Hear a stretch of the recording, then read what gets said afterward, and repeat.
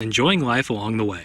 Whether you're like me and starting your financial planning, or if you're already retired, call Mark Hanna. Mark works with you to design a strategy to do your finances right. It's a straightforward approach that starts with a 15-minute phone call to discuss your needs. Visit evergreenstl.com or give Mark a call at 314-889-0503 today. Mark Hanna offers securities through Equitable Advisors and insurance and annuity products through Equitable Network, LLC. Live from the Michelob Ultra Studios, KPNT-FM HD2, Collinsville, St. Louis. This is TMA All Day.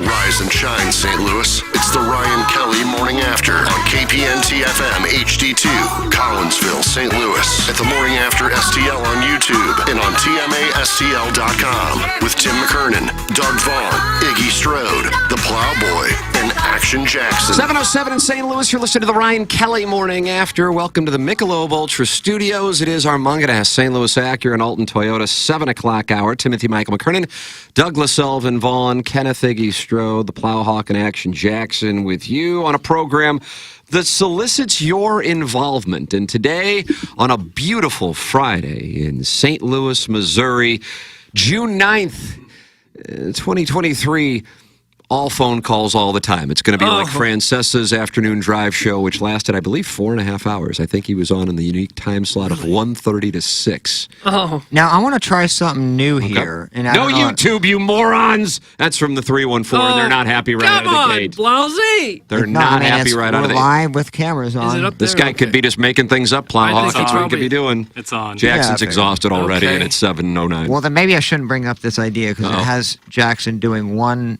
button more. Where's the YouTube, Jackie boy? That's from the Hunchback of Vaughn Castle. It's literally on. Pull your heads out your ass. Yeah. Hey! And so when we are now, Jackson, so when we take phone calls, you know, and you got somebody on hold and Tim wants to go to, you know, retired Air Marshal he's a or, wonderful Stephen Wildwood, are you able to just put them on without me sliding? Yeah. We can try it. I didn't know if that was an option. let's And try if not, it. it's no big deal, but I do have to slide my chair all the way to the left to the chair and then all the way back right for the pot. I can definitely do that. If you can, Well, it's no, no big I don't deal, know, like, yeah. if I can. But, like, the explanation is I have to slide 2 feet to my left and then slide 2 feet back. It's just funny. Yeah, it's not necessarily the hardest. I felt a little. Doug, It condescending. No, I didn't mean Felt a little. I didn't just a mean, little bit. Just a little did. bit. Just a did. little bit. Condescending. A little bit. Just a little bit. Just a I didn't little. mean for it. It's just funny because, like, I've been where Plowhawk has and had to pot people up, and it is an inconvenience because you do it especially for Plowsy with his headphones, but it is just like a foot or two. Yeah, but it's just long enough to where I can't reach. I got to take Why the can't you headphones move off. the phone? Can't you just move the phone closer Where to am I going to put it by Billy Boy here? I can't how really. about up here, the other side of the board? How long is the wire in there? How long is the wiring? It looks long enough to at least maybe get it to the edge of my let's move it. computer. Plowhawk, I'd be more than happy to do exactly what you're asking. I would love to. I just don't know if I have the capability from back here. But That if is I true. do, I absolutely will. Okay. That's like me saying, I don't really like Gatorade because the sediment gets to the bottom and you got to shake it up and say, yeah, that's... That kind of work. Yeah. Can Jackson come in and tough. shake up my game? I felt bad asking, especially after I it's heard good, baby. Jackson defeat him from the YouTube. issue. YouTube's working just fine. I Get know. alive, you losers. That's from Larry Thornton. Hey. It's on, baby. I always wondered why they put that phone out of your arm's reach when you could just move the phone a little closer. How hard is that? Also, the issue is headphone cord is very short. Oh, So, like, in general, if my headphone cord was longer, yeah. I don't know if it'd be as much an issue, but There's it's not a room three-step because process. you have 3 computers there, which means you have, 2 keyboards. Put the phone right here where there's a big spot on the desk. I don't know if that's more convenient or not. You still got to reach across the thing to do that. Either way, it's going to be at least a 2-second inconvenience. Someone call in and we can test this out. Who wants to call? What lady moving wants the to phone call now, in? Who's closer getting to him. ready to go to Napoli tonight? This actually will work. Dinner at 8:01. This will work. Has a big night. You just moved that about 18 inches. I know, no, but like it's Doug, look at literally us making the show better. Yeah. that's all it needed though, from being a complete inconvenience and now being manageable. Easy fix. So I think I got it. Yeah, because my headphones I don't Okay. need to take off. All right. So yeah, I'm in. Look at this, Doug. Arm length This is going to above. be a huge day of phone calls. Can I you- say we take a minimum of 10. I don't want to We take won't any, get but 10. it's like if we have one. I think- 636-9004-TMA. You know what I'm going to do? What? I'm going to Venmo people $5 for each phone call. Really? I am. You get paid to This call I into really- the show? I really wanna do that Are we today. mailing it in or what? I don't know. I just kind of feel like doing it. Okay. We got a bunch of. I really will. All I right. really will. And I got to be honest with you, my Venmo's kind of light right now. I haven't really been playing much gambling golf. And, there isn't a whole lot in here. Yeah. Oh, boy. Yeah, how many calls? $68. Oh, you can only take 12 calls. Yeah. Well, I don't know if we 13. need to spend all that Yeah, in one Venmo you. sitting. There it is. All right. 636-900-4TMA. They're coming in. Are they coming in? Yeah, Stephen They Weil. want- Stephen Oh, Weil got was on hold. Some people, Where are my $5? TMA Walrus, I some believe. people hard up for $5. It's crazy. I know And people I'll by phone pay numbers. $1,000 for women to call in. Is that Oh. unreasonable? Tell me if I'm pricing it too high. You're gonna have husbands with like knives to Yeah. throw. Okay, honey, you're calling in. We need this vacation. I love you, morons. It's a Arbor Day. Hey, boss man, can you pick a little bit more of my job so I can get back to not playing drops, loading alien hour into the wind-powered skeleton, and eating fruit by the foot? The self-awareness monster has not attacked the board op. That's from Nathan from the east side of Alton. What was the second part? Like before the fruit Loading roll-ups? alien hour Yeah. into the wind-powered skeleton. I don't know what the alien. What does hour that is. mean? I like I the don't know. name of it. If That's I could get word an salad. idea of what that is. What is the phone number? You're going to call to get the $5? Yeah, I'm going to call and get the $5. You can just, 6390004TMA. you can just get a call. This is like when Jennings, in great frustration with one of the eras of the magical KFNS era, said, "Screw it! I'm going to give the winner $5.90 of my own money." Speaking of the old era, before we came on, we ran a replay, best stuff segment. And the That was an old one. And the question was raised, would you take an oatmeal bath with Charlie Manuel?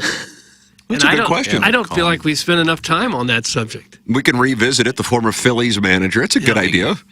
It's a good topic. Charlie Manuel. Guarantee you, Randy Carrick or Brooke Grimsley and Kerry Davis aren't talking about They it. don't have the guts to. We got a situation on the phone lines. A lady? What's happening? Is it blowing up? We have a lady. Yes. I'm not joking. It's a lady, and then also Iggy. So here you- Iggy's on the line. All right, can we go to the lady first? What one is that? line one. Line one. Doug, it's a real life girl. Buckeye girl. Buckeye girl. Oh, is this the one who did the gangbang? I don't know. Good morning, Buckeye girl. Definitely not the one that did the gangbang. Oh, you live in Shaker Heights? No, don't even know where that is. Oh, Cleveland. What's your Venmo? Got to take care of this on the Am I front getting end. $1,000? Oh yeah, that's right. She wants 1,000. gotta I reload it. think council's still reviewing the agreement right now. So the best I can do is $5. Doug, watch this. $5. $5, ma'am. All right, sounds good. I'm not what's going your- to shout my Venmo over the air, though. That's Oh, smart. you That can, is, you can DM Ken. That's the loophole. Can't give her your number out over the air. I'm sure plenty people give out their phone numbers on the air. I'm Sure they'll they do it. What can we do for you, Buckeye girl? We thought you were in a gangbang. Doug was mistaken. I didn't think that. Yes, you are all sorely mistaken. That is not going to happen. But I do enjoy the show. What is your age range? I've got her, Doug, at 24. She's pursuing an MBA right now at Washington University and enjoys the soft touch of her female friends. That's what I'm guessing. Sounds about 32 to me. All right? Yeah. I think she's 33 and she's living in Redbud, Illinois. You're what- all wrong. Oh, well, what is it? Somewhere north of all of those numbers. 50. And I live in South County. 50 and Oakville. Well, still hot. 50 in Oakville. Younger than that, Oh, but closer to where I live. Nice, Doug. I got Oakville? Yeah. Okay. My guess is 43. Okay. I'm still going Oakville. And right off You feel I like Oakville, like Telegraph, like New I- Patty Maroon. It sounds like she lives right off Baumgartner Road. Is that where it is? 39, you're on Tam. I can tell by the accent. Yeah, I'm no, it's sat in the Baumgartner. county. By St. Anthony's, and I'm from Ohio. You are from Ohio. Shaker Heights. Shaker Heights. Are you from Shaker Heights? No.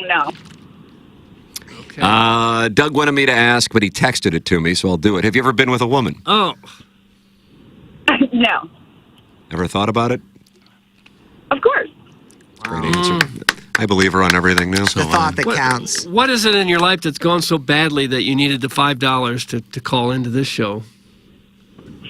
We're just on vacation, and I really didn't think you would answer. No. Trust me, you call in, you're on the air, especially if you don't have a penis. I mean, you move to the front of the line. Is your vacation flying or driving distance? Nice question.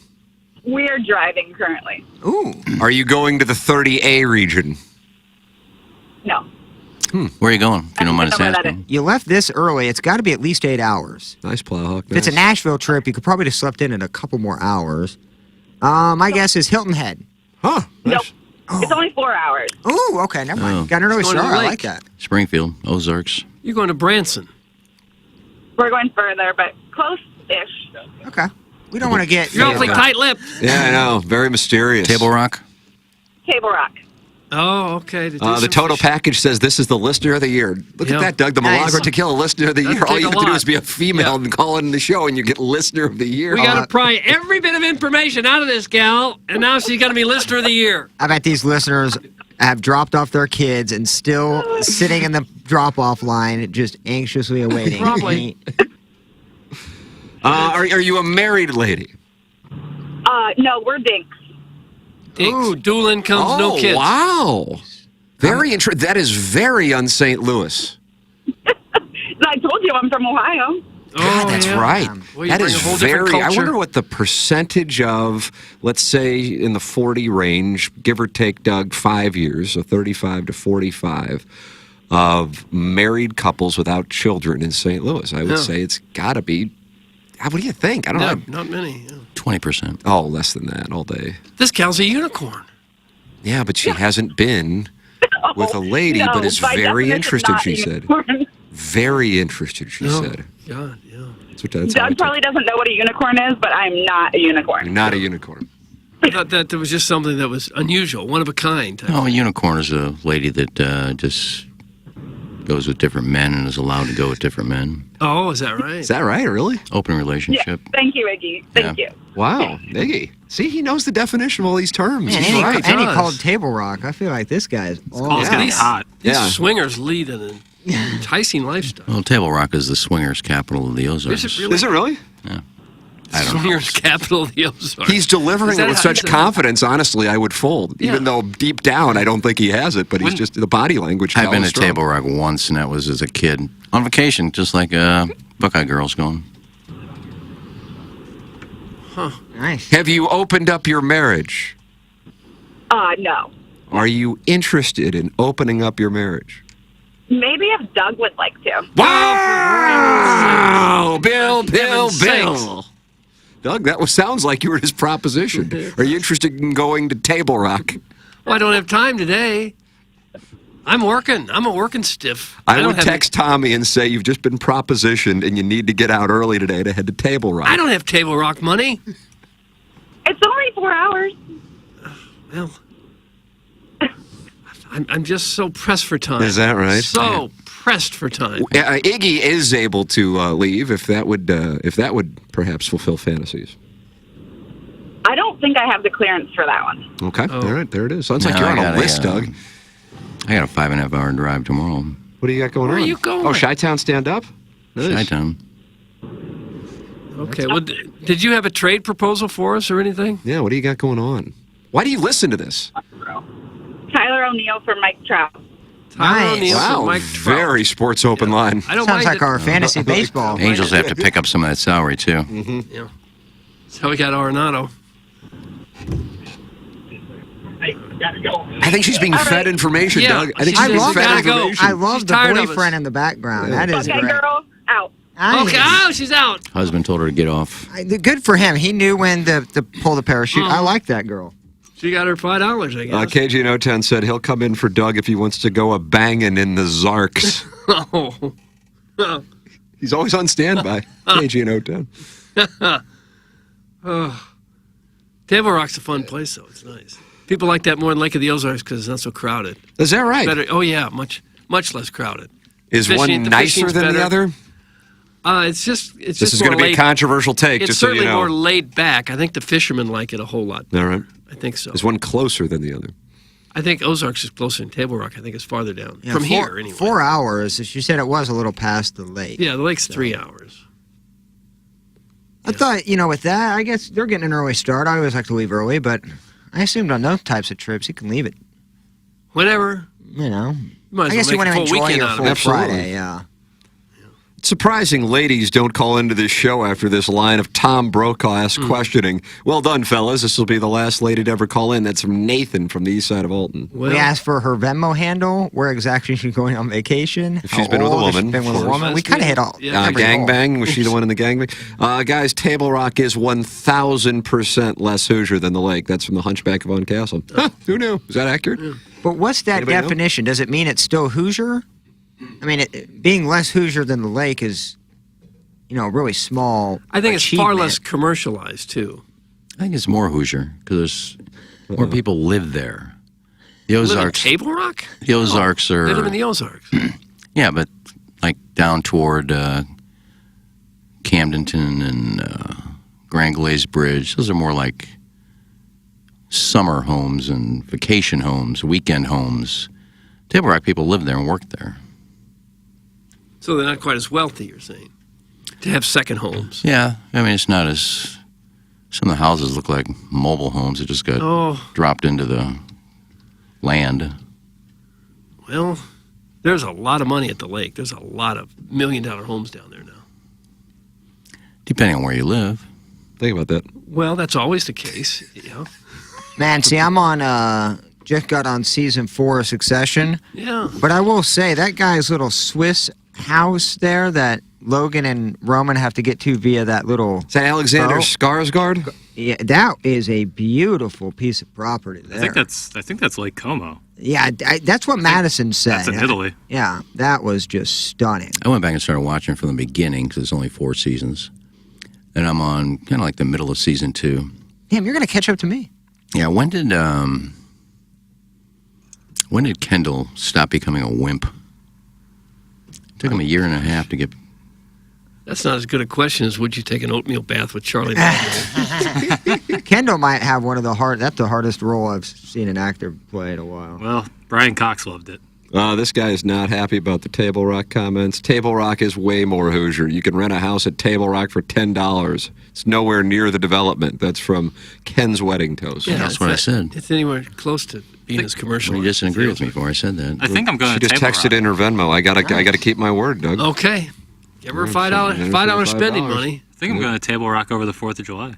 Oh, really? Bunch of guys? Family vacation. That $5 will buy her some pretzels and a soda on the drive down there. That's right. All right, $5 going out. She's already got it spent. I like snacks when I'm driving long drives. I can't Guess I stop gotta make from this private, or else all the people who would then track her down. Am I right on that? Well, yeah. Yeah. There you go. There you go. Maybe somebody else will send her money. She said, "I'm not the gangbang one." All right, there goes $5 out of the Venmo, Doug. Just like that. That's how easy it is to make Got to money. keep my word. All right, call in. You get paid. You get paid to call in the show. Mm-hmm. What kind of deal is There's that? probably not a lot of shows in the nation where they pay That's right. callers. Table Rock. No one can live directly on the lake, so there's no docks outside of a few marinas. It's a much cleaner looking area. Huge homes around the lake, but more people live permanently down there. Big Cedar Lodge is in Table Rock. Dare to call that Hoosier. That's from the 847. Doug, I don't know a lot of what that means. Big Cedar Lodge, that's one of Johnny Morris is his last name, right? The Bass Pro Shop founder. He He used to go started in- that huge development. You used to go into Bass Pro Shop and they'd stop you to sign up for a giveaway to that, and you have to sit there and listen to a spiel for 20 minutes. But it's really, really nice. That's Really pa- upscale and nice. That's Paynes Valley, isn't it? Isn't that where Paynes Valley is? I don't. It could be. Isn't that Big Cedar Lodge? See, I think you're right. but We've I'm seen- not 100% on that. we've seen a bunch of, like, HGTV, I guess, did a special on that area, the Big Cedar Lodge. That place looks awesome. Oh, it is. I've Yeah, never it's been there, fantastic. never been to the lake. I've wanted to go, but if you don't have a boat, I don't feel the point to go. Get down there with your camper.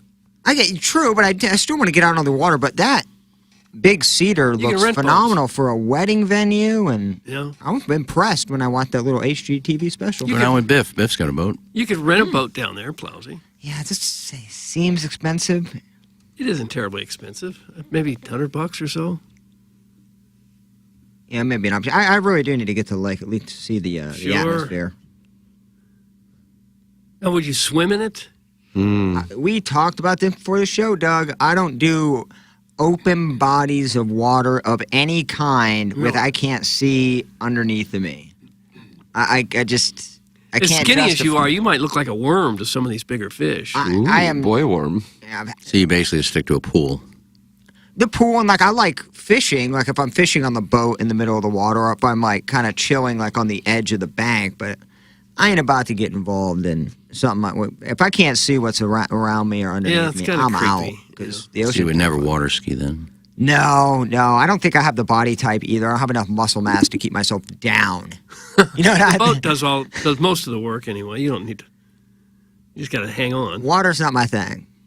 My parents retired there near Lodge of the Four Seasons. Oh, really? Had a house there, and they loved it. They just loved it. Unless you slalom, you really don't have to do anything. You just hold your arms and the boat will pull you. Water sports terrify me. Water at fast speeds hurts. Like Have you been on a jet ski? I've done two, but I've done jet skis. Yeah. Those are great fun. Oh, they're so much fun, especially when they stop when you're off of them. Yeah, they come circle right back to you. Right Who back. the hell the engineer thought of that and made that work? One of the best Give 'em a inventions on raise. the planet. Man. Yeah. One of the best. Get involved on the program. We're paying you to call in today. 636-9004-TMA. The lass who called in can verify she has received the $5. Doug, that means my Venmo balance is down to 63.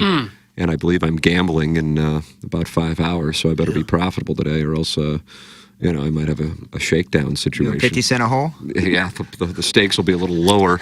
636-9004-TMA, or you can text in. The EDF Group text inbox. Engineer Design Facilities text inbox.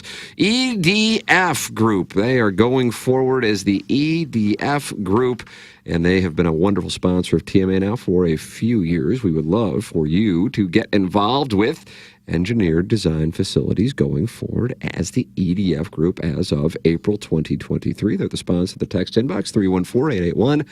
TMA5, Engineer Design Facilities, moving forward as the EDF Group, the most experienced data center and critical facilities service provider in the St. Louis market.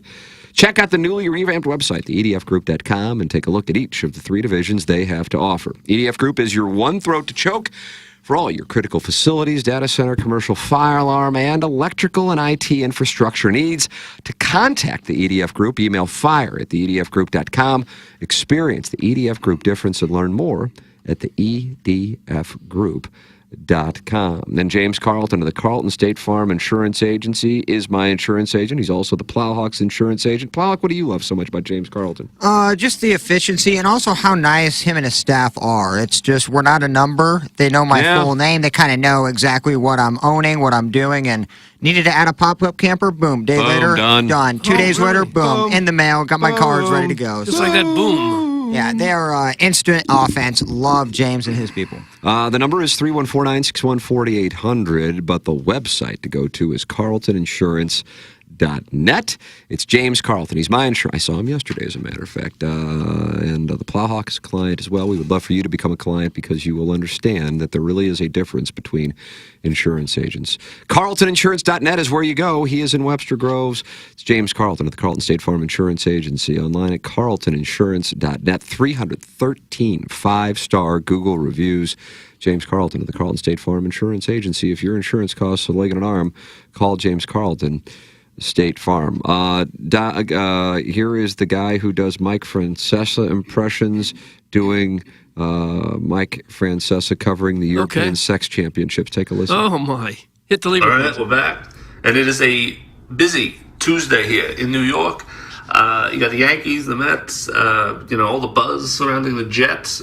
But first, we will start with the European Sex Championship. Last night we saw it. We saw what happens. And this, I've been talking about this for weeks, folks. We saw what happens when a coach who doesn't know what he's doing needs to get a guy off in a big spot. And listen, if you're up big in that spot and all you need is the guy to once and you decide to get cute and you decide to have him flip her over and start messing around back there and doing things that really, listen, the judges don't care about that stuff, okay? All you have to do is get the guy off. Oh. And what they decided to do there was get cute. That's it. A long time ago, Bill Parcells taught me, if you are in that spot, you do not, under any circumstances, do anything other than the missionary. That's what everybody, listen, I understand it's a new age. People want to play the game differently. I get it. Missionary's boring, but that's how you win championships. And I've won a lot of championships. Okay. Like the European Sex Championships, Mike Francesa's interpretation. Pretty good impersonation. Oh, he's phenomenal. That guy is so good. I hadn't heard him before. He does a lot. Yeah, pure talent. What's his name? What was that, Darnell Coles, right? Darnell Coles is the guy? You see that guy that does the Howard Stern impression? Mm-hmm. Now he's got the big time celebrities like stop him and he's talking on the street. There's Kevin Spacey. Kevin Spacey. When was the last time you were on with me and Robin? Well, so you're doing an impression of Stern, right? You're doing your own little impression. Oh, Very Doug, nice. it's Rich Little. Yeah.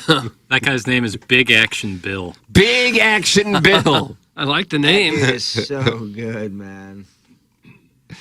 Big Action Bill. Good imitation. I thought the content was a little not up to standard. Oh, gosh. Well, we're sorry that it Pause didn't is so meet your dramatic. standard. That was Mike Francesa. I was thinking of a word and I couldn't think of a word, so just That's what Mike did. babbled Gosh, something you just else. poo-pooed on the I mean, it's kind of stupid. Sex Olympics or whatever it was. I think. Well, he didn't come up with that. That's a real thing. It started yesterday. You guys Did it really? It's a real Yeah, competition? in Sweden. And there's judges who sit there and watch? I'm gonna go. Yeah. That's wild. There's judges who sit there and watch and grade the Yeah, people? it's all on the guidance of the Swedish Sex Federation. You know, like that. The SSF? Yeah. And Scott Piercy at 50 to 1. who is leading, Jackson? Who's having a good week in the Swedish Sex Federation? Let's see. I'm We have trying like a to. Michael Block situation. Yeah, There's a- somebody's there's surprised. an amateur. Came out of nowhere. I don't know. Let's see. I don't know. I'm trying to figure it out carefully here.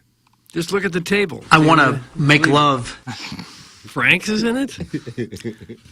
I gotta blow my nose real quick. I'll be back. Okay, there you go. Okay. I got the rules if you guys want them. Sure. So there are 16 events. There are rules in scoring. Seduction of a competitor or athlete. How fast a competitor can make another competitor feel attracted to him or her. That gets you 5 to 10 points. Nice. How do you know the people aren't acting? Let me get gotta through have- these. Okay. Massaging different parts of the body, including the feet, legs, buttocks, back, stomach, neck, back of the head, forehead, face. Massage of erotic areas on the contestant's body. Foreplay, oral sex, penetration, No. release, appearance or organs, artistic performance of pose/stance, creativity in changing pose/stance, endurance and number of orgasms during a specified time, artist execution of different competing partners in alternation of poses, the use of the Kama Sutra, the most artistic intercourse according to jury and audience, No. and the couple that has been most involved overall during the competition, as well as most artistic according to the Kama Sutra, and the most popular with the jury and the audience. Nice. So that's the 16 categories. And where is this being held? Doug, is this in Stockholm? It will be held in Gothenburg. Oh. It's Gothenburg, isn't it? Gothenburg. Spelled Gothenburg. Yeah. Yeah. Well, we should go over there and do a remote. Yeah, I think we Well- missed out. We could have had our own. Yeah. Yeah, we should do that at the next TMA Live. You want to do that? We'll be the judges. No. And this is done just openly? Yeah. It's legal to do that openly? Sure. If everyone's consenting. Well, no, it'd be illegal here. That would be Oh, considered. gosh, that's sick. I'm thinking of Rennie right now. Why would that be? I don't think that would be illegal. Yes, it would be lewd and If it was lascivious televised, yeah, behavior. for sure. You can't just do that on the street. You We're can't not. just I be don't think they're naked. doing. It's like in a room. Yeah, it's a Shrubs. room. I don't know. Classic. Why does Frank keep butting in? I'm sorry. He has so many good ones. I just don't know. I think that would be all good. So we're going to go to Gothenburg next week? Well, it sounds like it. We might be late. I guess I can, since St. Gabriel's moved their school picnic to the autumn. Yeah. That would be a nice excuse. Well, since my grade school picnic got moved, I'm going to Sweden to watch the sex championship. Yeah, it just makes sense. You think those words have ever been uttered, Doug, in the history of mankind? First time that sentence has ever come out. It's the first sex competition. It's really the only alternative that I see. Call in. You are getting $5. Are there people that are on hold? People are calling in. Let me know. Nah, we're good. Oh. No one else wants the $5. Not at the moment, but I'm sure more and more will come in. Well, yeah, so far, Doug, we had a lady call in. Mm-hmm. Now, I had to pay her. Yeah. But I feel good about the investment. There's an element of prostitution here. Isn't there? Where ladies call in and we pay them just to hear their voice? I wonder what counsel would say about that. I don't know. It doesn't sound right to me. They're experts. We just claim that they're like experts. Everybody's an expert. It's cool. You pay gas. It's all good. Pout is pouting since he wasn't invited or consulted for the ceremony or competition. That's from Bud Ice Biscuits and Gravy. What is Iggy pouting about? Well, I don't live in Sweden, so. What are you pouting about? I'm not pouting. Oh, I thought you were pouting. What are we crying at? I don't know. He seems very upset. Stephen Wildwood says Stephanie wants to call in from his number, so that's something to keep your eyes on. Okay. Is that his wife? Jackson. Yeah, I don't know what the deal is. They do have some kind of relationship, but I'm not quite sure what the relationship is. Doug, the Cardinals take on the Cincinnati Reds after a day off. And the Cardinals are coming, tra-la. They are on a winning streak of one. John Mozeliak was asked where the fixes are going to come moving forward. And he said, well, we'll see. You're not going to make wholesale changes in June. Right now, we've internally got to figure some stuff out, see where we are at the early part of June, and then decide the direction we want to go. So there you go. Yeah. The good news is, by not playing last night, they picked up some games on the rest of the division. Every other team in the division is on a losing streak right now. Well, sometimes just one game. If they get swept by the Reds, which I would consider to be highly unlikely, but nonetheless, if they were to get swept by the Reds, would Ali Marmol be fired on Sunday? I think you're right. I don't know. I actually changed my tune. I don't think he's going to get fired this year. Wow. What caused that? Mozeliak's interview? I think so. Yeah, well, that'd be a new piece of information that could impact a gentleman's opinion. It just seems like something that Mozeliak wouldn't want to go down that route. I think the Schilt firing surprised a lot of people. And you're going through what now? Your fourth manager in, 8 years? I don't know what the time frame is. Well, you had LaRussa in 11. Matheny was let go in 18. Schilt was let go following 21. And then that means that would be 4 since 2011, 3 when you go back to 2018. That kind of revolving door style. The last three. Getting bad. The last 3 have had no managerial experience, which might clinch the idea that Mozeliak is really the one in charge here. And Stubby Clapp may be the next one. I'm not, you look at... Or McEwing. If you're keeping it in-house... Super Joe's managed, though, hasn't he? I don't think so. I thought he managed at a time, but maybe I'm off. I thought he was in the mix for the White Sox. Maybe an interim skipper? Yeah. I think Stubby Clapp would be great, but I don't know if you could go down the no experience well again. Have we even heard him speak? How do you know he'd be great? I covered him in Little Rock when he was with the Travelers in 1999. Oh, yeah. He hasn't changed a bit. Yep, that's correct. He managed the Charlotte Knights, the White Sox AAA affiliate, for the 2011 season. Yeah, so no major league experience. And he was a White Sox coach for a decade before coming to the Cardinals. Yeah. Very popular member of the Cardinals, 1998, 1999. Yeah. Smaller white middle infielder who would dive, so that was surprising. Madden and Girardi are there for the taking. Marmol sucks ass. That's Eric in the Central West End. Tim, at what point would you take the Cardinals to win the division? I still think they can win it. I see it on FanDuel that they're plus 400 right now and still feel like that's too low at the moment. That's from the Green Park Goblin. If you mean too low, as in it's not enough value, I would agree with you on that. It got to 750 this week. Looking on Bovada right now, it's at 450. Green Park Goblin saying it's at plus 400, so 4-1 on FanDuel. I was hoping for it to get to plus 1,000. Oh, were you? But plus 750 is, damn good value as well. The thing is that there are so many question marks with essentially each part of the ball club. You can usually say with the Cardinals, well, you got the corner infield spots, and you're going to take those guys over anybody. But Arenado just has not had a good year. He had a great couple of weeks. The team got on its heater then, and then he kind of went backwards. Although the last couple games in Texas were certainly a positive. Contreras has not done what you would have expected offensively, and the outfield has been an abyss. Mm-hmm. All three projected starters hurt. What Flaherty is doing over his last 3 starts, 18 1/3 innings and only 2 earned runs allowed, that is incredibly encouraging. You pair that with Miles Michaelis, that is formidable. The issue then becomes the other 3 starters in the rotation.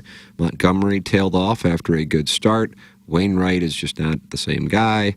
And Matthew Liberatore has not necessarily been great. He hasn't been Steven Matz bad, but he hasn't been great. The key, I think, is that you get somebody performing offensively that allows them to have some depth, trade one of those pieces for starting pitching. But that is going to be an incredibly competitive market. And I was reading in a column yesterday about the names that are out there as far as trades go, and at this moment, it's not all that titillating. Now, that certainly can change. There are some big-name free agents after the season in the starting pitching world. But the name that's getting the most attention right now... Can we have initials? MS. Mike Smith? Nope, not this year. Mark Schulte? Marcus Seaman? Marcus Seaman. What is his name for Texas? Who wants that name in the text inbox? Simeon Marcus Seaman. Sounds like a great porn name, actually. I mean, not a bad name at all. A little on the nose. Miles Studevant? Not him. I think he's under contract through 28. MS. I can't even think of anybody. Plays in the National League Central. Mm-hmm. Marcus Shishawali. Oh, Marcus Stroman. Marcus Stroman. Yes. Marcus Stroman. Oh, yeah, we got it. That was easy. Stro-Dog. Yeah, Cubs ain't trading. He's having a great year. Yeah, Cubs won't trade in the division. It'd be great to have them. Didn't we have... It wasn't it between Stroman and Matz? I know that wasn't like, take your pick. We're going to pick this guy over that guy. But I'm pretty sure that those 2 were finalists for the Cardinals, and we ended up It was like right before the work stoppage. Yeah. We ended up getting Matz instead. Who was the guy Iggy always wanted? Chris Archer. Chris Archer. He's still with Won the him Pirates? bad. Still with the Pirates? I don't think he's playing. I think Chris Archer deserves credit for essentially laying the foundation for the Tampa Bay Rays of 2023 and that bizarro world deal that the Pirates did a few years ago. Can't recall. Let me see what that trade was. Wasn't it Glass now, or Brian Reynolds? Was he in that 3? No. No, he's still there. I know Meadows was a part of it. Italian? I think that's it. But he's on the Cubs now. Let's see what we got. On July 23rd, or July 31st, 2018, the Pirates traded pitcher Tyler Glasnow, Austin Meadows, and eventually pitcher Shane Baz in exchange for Chris Archer. So they got Tyler Glasnow for Chris Archer. That's one of the worst. Although Tyler Glasnow, who's a proud member of the Southside Seamen, hasn't really been pitching this year. But he's back over the last, I think he's got 2 or 3 starts now. Archer's still with the Pirates? No, he is no longer playing baseball. No. Yeah, then he's out there. He's out there. He and Bumgarner. Very much available. Yeah, the Twins declined his option in November of 2022, and he's currently a free agent. I guess Bob Tewksbury is still out there, too. He had some good years. And he's a great sketcher. Yes, he has. Aaron Judge was interviewed the other day, asked about one of the most dangerous pitchers and who he hates to face, and Tyler Glasnow was his pick. No, but it's a good fun fact for no one It is to fun.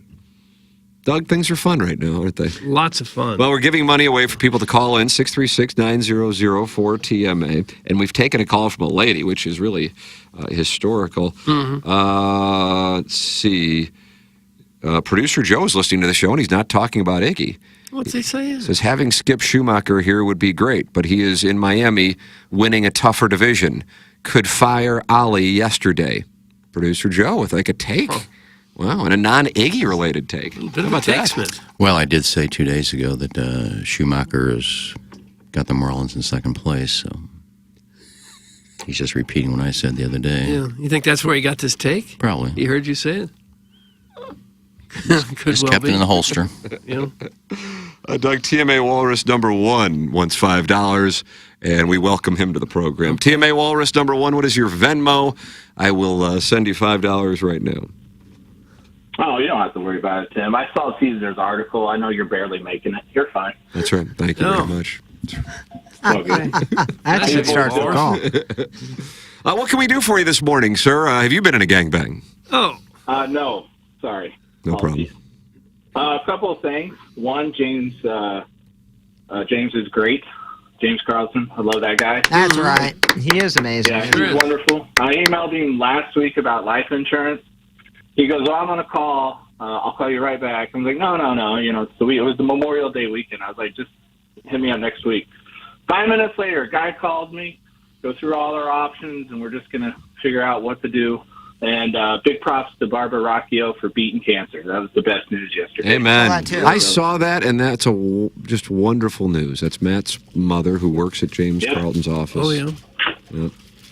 Huge. Yeah, so definitely go see James and the team. They're all great. They're all wonderful, fantastic people. So I told my wife that I usually don't like talking to insurance people because that's usually like a bad thing. But I love talking to James.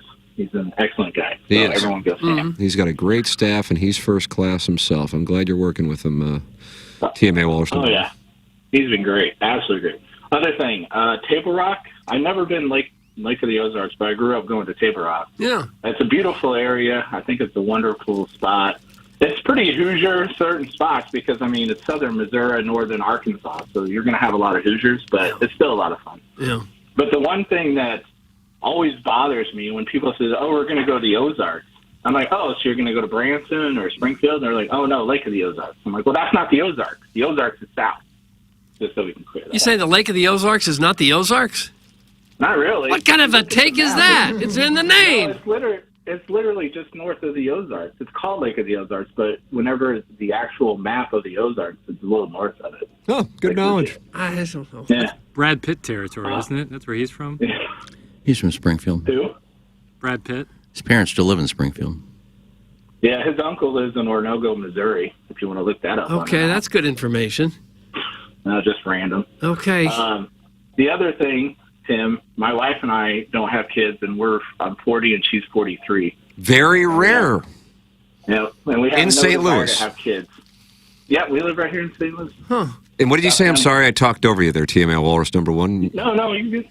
So we have had no desire ever since we got married, no desire to have kids. That's one of the reasons why I married my wife, because she has no motherly instincts whatsoever, just despises kids. Do you have parents or peers who go, oh, when are you guys going to have kids? Or why aren't you having kids? And you feel some societal pressures.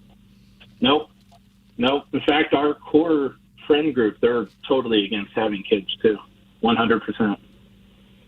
What do you got against kids? No, nothing. I mean, we love kids. We love, friends who do have kids. We absolutely love and adore them. We just don't want them. No, God bless. Good for you. Yeah, we always say we're kind of selfish because we can do whatever we want whenever we want. But, I mean, the world's getting terrible. And I just don't want to have to see them, grow up in something like this. But I respect your perspective a great deal, sir. Good for you. But I'm always super excited whenever someone decides to have kids and they want one and they get to have one. I think that's the greatest thing in the world. I couldn't be happier. Doug, he sounds like a live and let live guy is what this TMA Walrus number 1 sounds like to me. He is, yeah. Yeah, I mean, you do whatever you want to do. But just for us, we just don't want to have it. And, my wife's getting older, so if she did get pregnant, it could, not be good. So we just decided not to have him. I got snipped last November. And everything's good. All right. Who's going to put you into your senior care facility when you're 80 years old? My wife is convinced I'm going to die of a heart attack any day. So oh, nice. What a beautiful sentiment. Yeah. What's your blood pressure reading now? You know what's funny? I just went to the doctor last week. Everything's good. Like, health-wise good. I'm just, overweight like most of the listeners. How much overweight are you, Wally? Oh, enough that I got to start doing something. What are you going to do? Well, I've been just being more active and not eating as much, especially at night. That was always my big thing, is eating late at night. Just avoiding all that, get up early, walk around, We walk the dogs every night just to try to be active and not just sit around and watch TV all day. So what are your stats? Height and weight, please. Height and weight, Wally. 6'3". Weight? 3-something. 3-something. Okay. I wonder why there are no kids. Oh, lousy. Wow. I'm kidding, Walrus. I love this guy, too. I like the perspective. Me and Madison don't have kids, and we're 50-50 on the deal. Oh, you may not. You may not. We're in our I'm 34, she's 28, so it's still plenty of time to make that decision. But we always go back and forth on it. When did you guys officially, she never wanted kids, ever? Oh, yeah. No, one of the reasons why I wanted to date her and marry her is because she just never wanted kids. She had no desire whatsoever to have kids. That's a rare breed, and I respect the hell out of it. Amen. It's hard to find. Yeah, it's real funny, though, because our friends who do have kids, she loves the kids, but she just doesn't have that motherly instinct where she, checks up on them. They'll, hold her hand for, 2 minutes, and she's like, all right, go back to your mom. That's about it. But dogs, oh, my gosh. Our dogs are our babies. See, that's how people typically are. Good for you. So, yeah, hey, if you guys want to have kids, great. We'll be happy for you, or anybody who wants to have kids, and those who don't, good. Whatever. Well, sure. Whatever makes you happy. Don't bother me none. There you go. I'm a huge fan of this guy. Everyone does what they want to do. Live and let live. Sure. And you're pro-liberty, aren't you? Well, yeah. And you're anti-kink shaming. Those are your two platforms? I'll kink shame. Yeah. I'll openly I just don't understand why you get upset about stuff. People can do whatever they want. I can do whatever I want. I don't want people judging me. Why should I judge other people? Well, who's getting upset by it? No, I mean just in general, just in life. Just decisions. Yeah. I mean, what does it matter? I got more important things to worry about than trying to please everybody. I just got to take care of my wife and our dogs, and that's pretty much all I got to worry about. All right. Okay, sure. Yeah.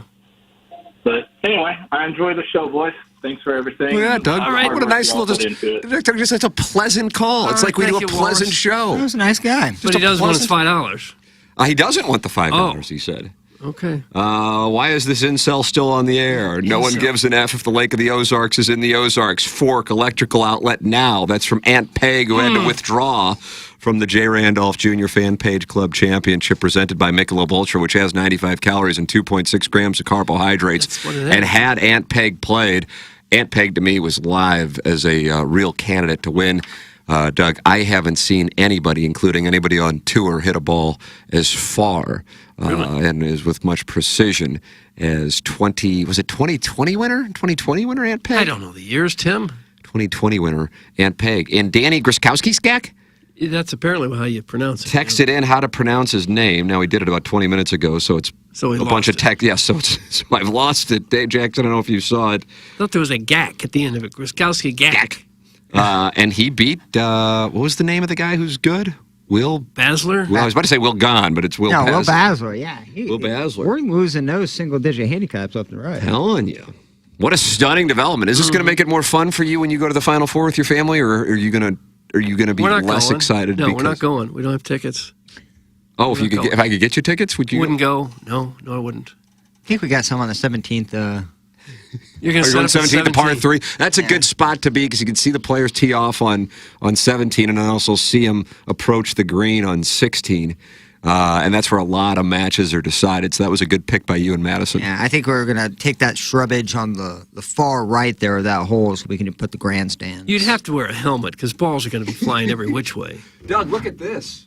Look at this. What, you got a new sleeve of balls? Oh, probably one X. Iggy, when I was walking in today, said, hey, got a present on your chair. And I am telling you, take a look at this. It sounds like a live read. Yeah. Also like gold. These things right here. If you're watching on YouTube, I got to pull up YouTube to see if I got these in the center of the camera. Yeah, there we go. There we go. All right, thank you, Plowhawk.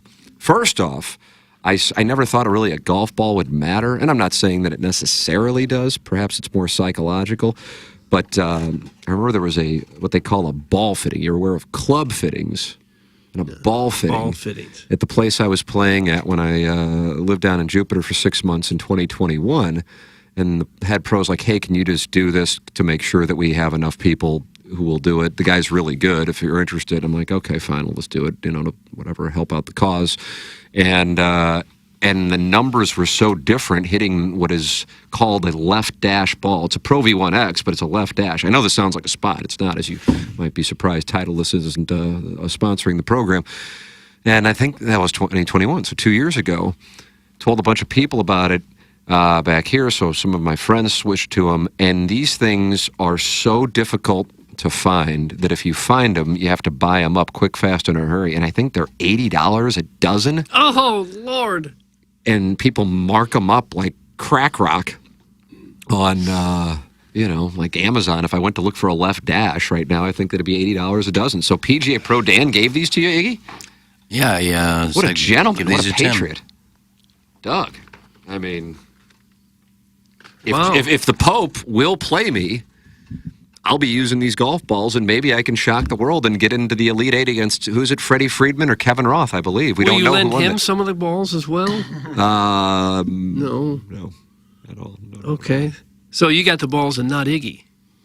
Oh, I got balls, just not Pro V1s. What are you playing, bro? I play my Callaway soccer balls. Oh, yeah, you do with that, don't you? Yellow, bro? Yellow. Is that a vision thing? No, I like the way it comes off my club. With a cut? Those chrome softs just kind of feel better. Huh.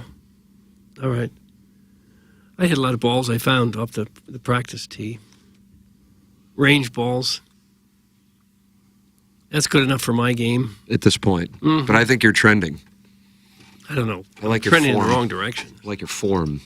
You're welcome to get involved. 314-881-TMA5. Don't forget, in 5 days, TMA Day at the ballpark. $30 for Cardinal tickets to hang out with us in field box seats. That's not much. And that includes just $12 in Cardinal cash, which you can use for food or libations at the game. Plow, do you have your socks off? Like a hillbilly? I had to itch my foot. I have like this thing on my foot. It's like a blister, maybe, or put your foot up so the camera can see it. We'll have a little foot fetish hot Friday. Foot play. Well, Yeah, this is what it's come to. I'm not going to put my foot on the table or anything. We'll just raise it up. No, not on the table. It has a sock on now. Put it right on the board. No. Control the board with your toes, bro. Bill. That's when you know you're a pro. Bill. TMASTL.com is where you go to get your tickets. You can bring your family. I know some people are bringing their children. We were talking about it. That would have been my younger son's first game. But instead, we've decided to get intoxicated and hopefully sleep with a lot of the listeners. That's kind of our plan. A lot of them. Yeah. My Not hole's just one or gaping. two. My hole always gapes around the St. Gabriel's School picnic for some reason. And so I'll be available more as a power bottom, I think. Oh. I don't know if that incentivizes people or not. But hey, the truth is the truth. So anyway, that'll be going on next Wednesday, Doug. And that's the angle how we're trying to sell these tickets, is that you're gaping and available as a power bottom. That's correct. Listen to Marty's promo. That's the sales pitch. Gosh. Guys, there's zero chance an 18 handicap can tell the difference between golf balls. That's reluctant cuck critical of Iggy's golf balls. Well, you'd be wrong. Reluctant cuck, the action's back on you. Did Ken just suggest yellow balls come off of this club differently? That's from the 314. No, I said the chrome soft does. And I like the How does it come off your balls. club that you can tell? The soccer ball is better to see. I don't know, it just feels softer. I think the easiest ball to see are those red ones. I can't see a red golf ball. You can't? Not at all. That's the biggest contrast. I feel like white is because it's bright. I don't know. That's why I hit mine dead center in the fairway. But there's a lot of things, leaves blowing and things that kind of look like golf balls from a distance. There's not many red things out there on the... In the fall, a soccer ball is really clutch because the leaves and all that. But like a white one with the different, like a red coloring, that would be good. Yeah. Too, it depends where you hit it. I think if you're playing at Gateway and you hit it in the fescue, you see a lot of balls up there, and they're usually white. So if you get a soccer ball, you see it better. At some point, someone will come up with a tracking device, not on the ball itself, because when you hit the ball so hard, you're probably going to break any tracking device. But if it was a separate little device that could be connected somehow to the ball to tell you exactly where it landed, I think that would be a nice thing to have, wouldn't it? It'd be wonderful technology. You want to do that, or you want to do the nuclear fusion we were working I want to on? do both. Yeah, but I want to diversify. ball companies would never do that because then you wouldn't be buying balls so much. I think he's right on that. Well, it would be a separate company that would come up with it. Well, then Put a little sticker on your ball. But ball companies wouldn't you let this company put a sticker on their ball? Well, how could they keep you from putting a sticker on your golf ball? That'd be a way to do it. What's your answer? You got any other questions? They can't keep you from writing a Sharpie or something on your ball to mark it. They couldn't keep you from putting a little tiny sticker on your ball. Colin Ellen just said really interesting conversation with an eye roll emoji. About what now? Caller Ellen, the action's on you. You can call in. You get $5. Call in. Talk with Warren about it. 636-9004-TMA. I would like to host an in-between party at my apartment from the end of the show, which will be at Salt and Smoke at Ballpark Village, to the start of the game. If you are blocked by a member of the show and I don't know you, you are not welcome. That's from Steve in Wildwood. Doug, so if you are blocked by a member of the show, you are not welcome. That's going to reduce some of the potential patrons because, Iggy, you have a number of the people blocked. Quite a few. Who have you got blocked that would go? I don't know. I got too many blocked. Oh. And why'd you block them? Nasty comments on the fan page? Yeah, that or just being mean. On the fan page? Well, and just to me in general. DMs, whatever. Oh. You get DM mean crap? Sometimes. Really? That's kind of surprising because that requires somebody to, unless they're using like a burner. Well, I mean, I don't think you have to follow me. Or be my friend to send me a DM or message. Absolutely. That's correct. Yeah, so I get them all the time. People, really? That actually surprises me. This is on Facebook Like or the hate Twitter? mail I get, people create, their fake email accounts. Oh, your email is Negril111, was that right? That's where they write in and rip you? Read this dumbass text. Hey, Steve, how do I get to your place pregame? I'd be happy to join. That's from Mr. Licks. Oh, wow, Doug, Mr. Licks will make his first appearance. Block him. You probably got him blocked, don't you, Iggy? Who? Mr. Licks. No. I don't think he's on social media. Oh, isn't everybody on Just social text into media the show. sometime? Surprise. I mean, a large number of people really aren't. And I think in some cases it's been a conscious choice to get away from it within the last handful of years, or other people just never really got onto it. And they're living, I think, such a better life. Yeah, probably so. I mean, I just can't say it enough. I don't know if you find, I don't know what line of questioning you go with when you host sound stories, but I'm telling you, and I don't know if you've heard this, but when I will talk with people, and way more so over the last year, 2 years than when I first started doing it, albeit it was, much less volume, so to speak, when I first started doing it in 2019. The concern that people in their 70s or 80s have for their grandchildren, I mean, Plowhook, you're running the board on 90% of these things. Yes. Have for their grandchildren because of social media, even though it's not like they're on there, that is like their most prominent concern because of the bullying element of it. And how toxic it is. That comes up, I feel like, in 75% of my sound stories. And it's not like I'm like, hey, what do you think of social media? They bring it up. And it's not just a minor concern. Some of them are actually, I wouldn't say terrified is the right word, but they're heightened. They know exactly what could happen because look at what's happened in 25 years. I mean, that's a huge change. I would even say that a decade. Well, how often have you heard this when I'm hosting it? I don't know, again, Doug, if you hear this. I'm not concerned about myself, and I'm not really concerned about my kids, but I'm worried for my grandkids. That's the thing that I feel like I hear almost every time. Yeah, I really do feel like it's almost every time. And it's really accurate, because if I had a child or if I was a grandparent and saw my grandkids were, 10, 12, 14 years old, and you kind of see the landscape of everything, social media, politics, all that stuff, it's a scary world out there. We haven't hit rock bottom yet, Doug, for making any changes. So I think the sound story people are very accurate, and they bring that up almost every time. If you ask the question on, are you concerned with today's world as opposed to 50 years ago? Yeah. I wonder if that might not be a common sentiment amongst super seniors all the time, no matter what era you're talking about, because the world is constantly getting more dangerous as time goes by. And when you live in the 50s and 60s... I wonder if almost every generation thinks that, well, I made it, but I don't know if the people coming after me will. I don't know if that would be necessarily unique. I agree with where you're coming from psychologically. I can just tell an intensity over the... granted, I mean, when I started this at the end of 2019, we did it for a couple of months. Then you had the pandemic, so we didn't really do it until I think my next live one in studio after March of 2020 was August of 21, and then since then. But the comparison and contrast to November of 2019, December of 2019, January of 2020, February of 2020 to what I hear now is so amazing, and I'm, I guess in a way, lucky that I have that comparison to be able to contrast it with, because I recall asking people if they saw similarities between the late 1960s and what were, at the time. Now this is pre-pandemic. This is pre-2020. 2020 is a year that there'll be documentaries done on.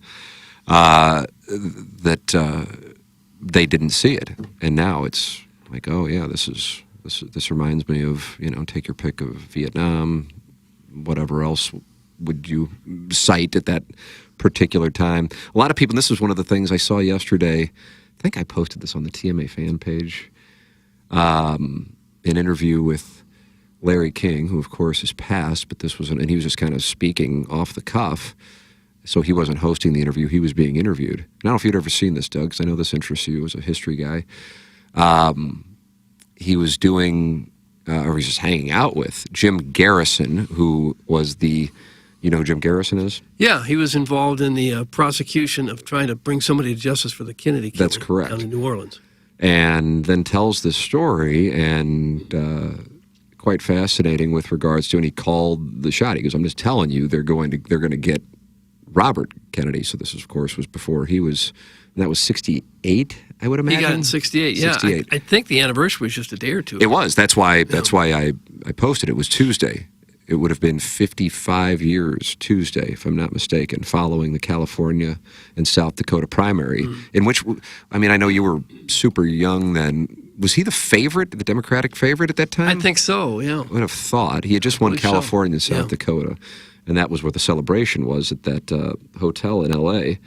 And, Siran is held responsible for it. But, anyway, to go into detail on what transpired. And my point in bringing that up with regards to interviewing people for Sound Story is they say they kind of lived in a bubble. And if they were old enough, JFK's assassination, and then you follow that with Martin Luther King, you follow that with RFK, you follow that with the Civil Rights Movement, you follow that with Vietnam, and I don't want to say you cap it off with, but you have Watergate then, a handful of years later, and they look back on the way they viewed things going into, say, whether it be November of 63, perhaps Bay of Pigs, and then how they came out of it, and the country's mindset toward the government. Not everybody, but a good portion of the country's mindset coming out of that era, say 74, after Nixon left the White House. And it's like you felt like you had been, whether it be enlightened or flabbergasted by your distrust. And that has only just been exponentially increased over the last 40-some-odd years. Oh, well, that's true. Back then, I think people said, well, I don't trust Nixon or that party, maybe at the time. Now, I don't think people trust anything. That's right. You don't trust the government. Rightly so. Who do you have great confidence in now? And I'm not sure that you can come up with any kind of government institution that you say, well, yeah, at least they're on the up and up. We can trust them. I don't. Now that Kim Gardner's not in office, I don't have anybody. Yeah. She was our last hope. It's all been so politicized. I don't know how you could possibly trust any of it. I think what the Sound Story guest looks at is like the pure division, because there were bipartisan bills, more frequently, and you had two sides of the aisle, but it felt like, in time of crisis and need, they would all come together and, pass some sort of bill that they all can agree on to help. That's not happening now, and I think that's probably a lot of times what they bring up is just how divisive. Even if they agree, they can't say they agree because it's just at each Which other's then throat. gets me back to what I was talking about with why they, again, I don't go, hey, what's your opinion on social media? One of the questions I'll often ask is, in your lifetime, what are the things that stand out to you that have changed the most? Most of the time I'll hear answers like medicine, technology, and what, in your opinion, changed for the better, what has changed for the worse. And that is when I will hear about social media. And they're not their own concerns with it, but how they see it impacting the psyches of their grandchildren or their children. And your kids, I think, at this point are probably too old to necessarily be wrecked by it. But if you're, and I don't know what age is the sweet spot where kids start getting phones, and then if you're on wherever the hell it goes around 11 or 12, is that right? I think. Yeah, 5th, 6th grade. And then kind of either the passive-aggressive bullying that goes on social media or even the more direct kind. And I don't know if the human brain is necessarily at any age programmed to handle that, but I sure as hell know it's not ready at 11 or 12 years old, and then what that does, and then the byproduct of that being anxiety, and that is why I think we have seen much more discussion of mental health. I don't think the two are unrelated. I think there is an obvious direct correlation over the last number of years, and I think it is because of social media. So that is how we come full circle in that conversation. You're welcome to give your thoughts, 314-881-TMA5. That's how you can text in. We are paying you to call in today, 636-9004-TMA, and email in for our Design Air Heating and Cooling email of the day. Iggy, I mean, you've been calling this forecast. I think you deserve all the credit in the world for it. He literally said, Doug, it'll be a little chilly when you wake up on Friday.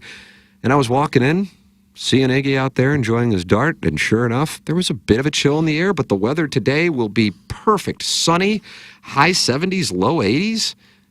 Glorious, Iggy. I mean, I think you deserve some credit for this. Well, and this weekend, some rain maybe on Sunday, but then, getting up in the morning, it's still going to be in the 50s. How do you do, Bill? High in some days in the 70s, so maybe want to get Design Air, check the heating. Anytime you run into an air conditioning issue or HVAC issue in general, it's Design Air Heating and Cooling with the wonderful Seth Goldcamp of designairservice.com. One of his service techs will be chatting with you immediately when you go to designairservice.com. Doug is a client. I am a client.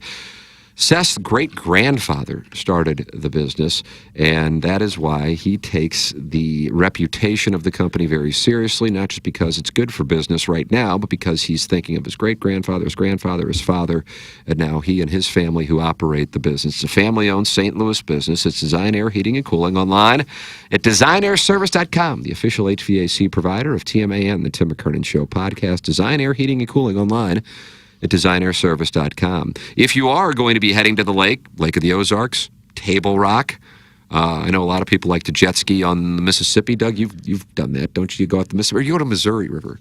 Either. Sometimes I start in Missouri and make the turn there in Alton, down the Mississippi. 2023 Kawasaki jet skis are now on clearance, starting at $89.99 at Big St. Charles Motorsports. That's right. New 2023 Kawasaki STX 160s are now only $89.99 down from an MSRP of $11,399. Don't miss out on a savings of $2,400, class-leading acceleration, and advanced electronics. Come see us at Big St. Charles Motorsports today in St. Charles, Missouri. 2023 clearance Kawasaki inventory is limited here at Big St. Charles, so don't miss out. The price does not include manufacturer surcharge. Add $400 for cash purchase. Offer subject to change without notice. Some restrictions may apply. See salesperson for details. Big St. Charles Motorsports, located on I-70 at Cave Springs. Big St. Charles Motorsports.com. Text in 314-881-TMA5. EDF Group text inbox. Call in 636-9004-TMA. You're getting paid $5 to call in today. So we have taken a call from a beautiful lady who is very interested in all of us at Table Rock this weekend. Does it scream of desperation when we have to pay people to call? Yes. But we don't care. Pretty much made it. Cal Kennedy says it would have been a great weekend to have a school picnic. Wow. But Second no, yours got Saturday. pushed back to the autumn of the year. Watch this. Norm Stewart. You just threw up your hands. You've had enough of it all. What a joke. And why is this such a joke? Because That you can't have a party in October? Because it can be cold. And then you're already in school. And the college kids who want to come back are in school. They're not going to come back for their grade school picnic. Who would do that once they're in their 20s, 30s, or 40s? Well, next to nobody I know in college would go back to their grade school picnic. Next to Bad no for one. revenue. In fact, you might be arrested just for hanging around the grade school picnic. Cal Kennedy couldn't be more right. But, I mean, of course he's right. He's the John Wooden of grade school basketball. Doug, another lady is on the phone. It's Vianney's hottest mom. Oh, okay. All right. Good morning, Vianney's hottest mom. What is your Venmo? Hello. Well, I'd be giving my government name to share my Venmo, so I'll DM it to Jack. This sounds like a man to me, not Vianney's hottest mom. I've called in before. Don't you remember me? No. Oh, okay. That is probably my favorite part of the show is just the amount of forgetting you guys do from one show to another. Pardon the hell out of us! 100%. We get lots of callers. Sometimes we don't even pay them. We don't remember you just by your voice. All right, I get it. Hey, I had a question. Did you see yesterday on Around the Horn, the winner talked about Mizzou baseball, and that brought to mind an argument my friend and I have always had. Do you think, you know how the winner of Around the Horn, they get 30 seconds of FaceTime to talk about whatever they want? Do you think the show is rigged and they choose the winner beforehand? Because you got to have something prepared to talk for those 30 seconds. Or do you think it's actually a competition of the best hot takes? What a stunning and horrible question. I'll give you the answer. I think they pick 2 people to be a finalist, and then those guys battle it out. Big day for Woody Page and Jackie McMullen. I think a couple of them don't really want to do it and also have like other things to do, and you can kind of tell they kind of half-assed it for the first 15 minutes, and there's about 2 people the trying. point system on Around the Horn. That make no sense. Point per take. Point per take. It would be awesome if you guys had that. Yeah, you want to do point per take? Okay. I would love we it. could do that someday. And then Plowhawk just gives points randomly. Yeah, I'm in charge of the point. Nice. Like 1 point for a mediocre take and a couple points for a really good take. I mean, during an Iggy 3 story, points for you're a hot- talking, it's going to be huge. Darren Reale. Nice. Well, is that the extent of your call this morning? Yeah, pretty much. I don't feel like I'm getting good ROI on my $5. You and Tim have broadcast experience. I don't know. I've always wondered if it was a rigged game or not. So that's all. Well, it very well may be. It very well may be. All right. Well, you guys have a good weekend. Okay, don't tell us what to do. Send us $5 Oh, yes. Oh. for taking that call. Guys, are you doing a Milagro Tequila Worst Lister of the Month award? If so, it should go to Vianney's hottest mom. That's from Cuckleberry Finn. I haven't watched that show in several years now. I hated it from the beginning. But I loved Pardon the Interruption. Now I don't really watch Pardon the Interruption. No, I don't either. Still going, like 20-plus years, man. They're still rocking it, man. It's kind of cool to listen to as a podcast. Like, is that right? They post as a podcast. Yeah, it's different than watching on TV, but you kind of get the same experience. ESPN made some major stars out of a lot of sports writers. Right? That's true. You see that, what is it, Everett is Neil leaving? Everett. He was my childhood at ESPN. Yeah, him and Stan Verrett. Yeah, those two. He got bounced because of cutbacks? I think did he make the decision? There are conflicting reports as to whether or not he was just let go or if he was asked to take a pay cut. Kenny Mayne, for example, said he was asked to take a 61% pay cut, so he decided to leave. But again, what that does is it holds up the mirror to many people on air as to, all due respect, how replaceable you are. I mean, Kenny Mayne is sick talented. I mean, his brain fires like in a Norm Macdonald kind of way. And, they're like, yeah, you can stay if you were making, let's just say, $1 million. I don't know if he was making $1 million. I would take the under on that. But who knows? Maybe after all those years, maybe he was.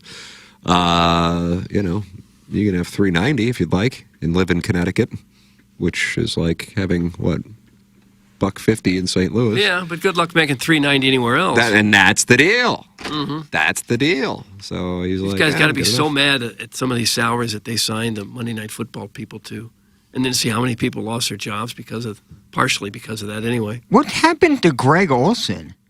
So Tom Brady, kind of took his spot, and then Greg Olson got a significant pay decrease because he's now like the second or third guy at Fox. I saw him do an interview about it. He said he knew what the situation was, and he's fine with it. He's been competing for jobs all of his life, so he is at peace with it. I feel like there is more and more momentum that Tom Brady will never call a game. Well, Jackson, you sent me a link like last week from a TV executive saying that he never thought or heard that Tom Brady would actually really call games. Am I right on that? Yep. Yeah. If I had to put money down, I'd say it's more likely he plays another NFL game than call a game. Well, see, and that's my point is what if he chooses to go the part owner of the Raiders or. Well, he has, and so just in that alone, taking That's a out lot of time. conflict of interest. Right. Oh, shoot, yeah. You know, I mean, well, okay, Tom, you're on the call this week of the Raiders game. Yeah. But so does Olsen get to go Him and back to Robert the Kraft. table and negotiate if he ends up being the number one guy again at Fox? I don't know how that worked because I'm sure he has a signed contract. He did a great job. I'm not sure. love the guy. I'm not. I don't believe Tom Brady will do a great job as an analyst. No, and Olsen's awesome. And I could, maybe I'm wrong on that. I just feel like you can kind of tell usually who would be good in certain spots in broadcasting and who wouldn't. It's not a surprise. Peyton Manning, for example, is outstanding. Kurt Warner, when we were interviewing him, Doug, you could tell he certainly had it. Oh, yeah. Trying to think of who the ones. DeMarco Farr was one here on the local level. 100%. That's a great one. And E.S. Williams, if he would have wanted to do it, would have been incredible. So there's just certain players, and that also goes for baseball. I mean, if Adam Wainwright becomes the next John Smoltz or Tim McCarver, it would not surprise me in the least. It's a shame that probably because of injury, he won't be in the Hall of Fame. I think if he would have been healthy throughout his career, he would have a better chance of it. Yeah. And then that increases the probability that he gets those roles. Although Greg Olson's not a Hall of Fame tight end, and was on the #1 broadcast team for Fox. So maybe the standard is. I think Wainwright, if he wants to do it, and he's got 5 children, and they're some of them are older, but he obviously has a young son who made an appearance at a post-game press conference with him a couple weeks ago. He just might not have the interest in doing it. But if he wanted to, I think he could be an all-timer. And I'm not talking about for the regional stuff. I'm talking about for national. All-timer. I think he's that good. He'd probably, well, maybe they all would, rather be on the national level than a local level, because local would be quite the grind. Yeah. Traveling, trip to Milwaukee and 162 Pittsburgh. games. Yeah. If you could do once a week somewhere with the biggest game going, that would be probably, I'm sure, a lot more attractive to a guy like that. I think Greg Olsen is too damn good to be second or third on that broadcast booth. To me, him and RG3 are kind of that second wave. I think both of those guys are super talented. And again, Doug, I'm with you 100%. I'm watching a game, whoever is calling the call. Right. You have your favorites, you have your least favorite. I'm not a big Jim Nantz on football guy on CBS. I think that crew does a not-so-great job. I'm a Fox guy. But I'm not going to not watch a game because of, who's on the call. No. So in the end, I think that's what matters. I can't believe anybody would. Yeah. I have my favorites. Some make it more enjoyable, but it's not like I'm sitting there going, oh, I can't watch this. Yeah. No. And I don't think anybody does. Yeah. If it's your team, regardless of who's calling the game, right?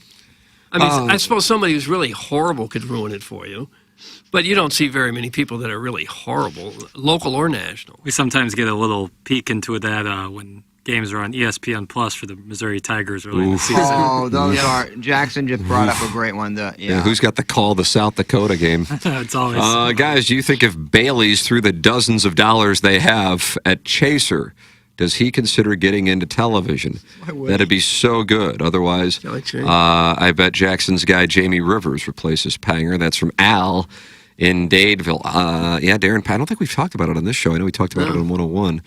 Darren Pang leaving the Blues broadcast booth to go to the Blackhawks. I am so bummed out about that. I am too. Miserable. He is absolutely the nicest guy that you could possibly meet. So good. I mean, nice is whatever, but he's so damn good. Mm-hmm. But he does happen to be a great guy. Just full of personality. Just can't help but like him on the air. He's so good. He's so insightful. We would have him on every week. And listen, let me tell you something. You want a little behind the scenes of Balloon Party without me being able to post the text inbox, which would be an eye-opening moment for all of you.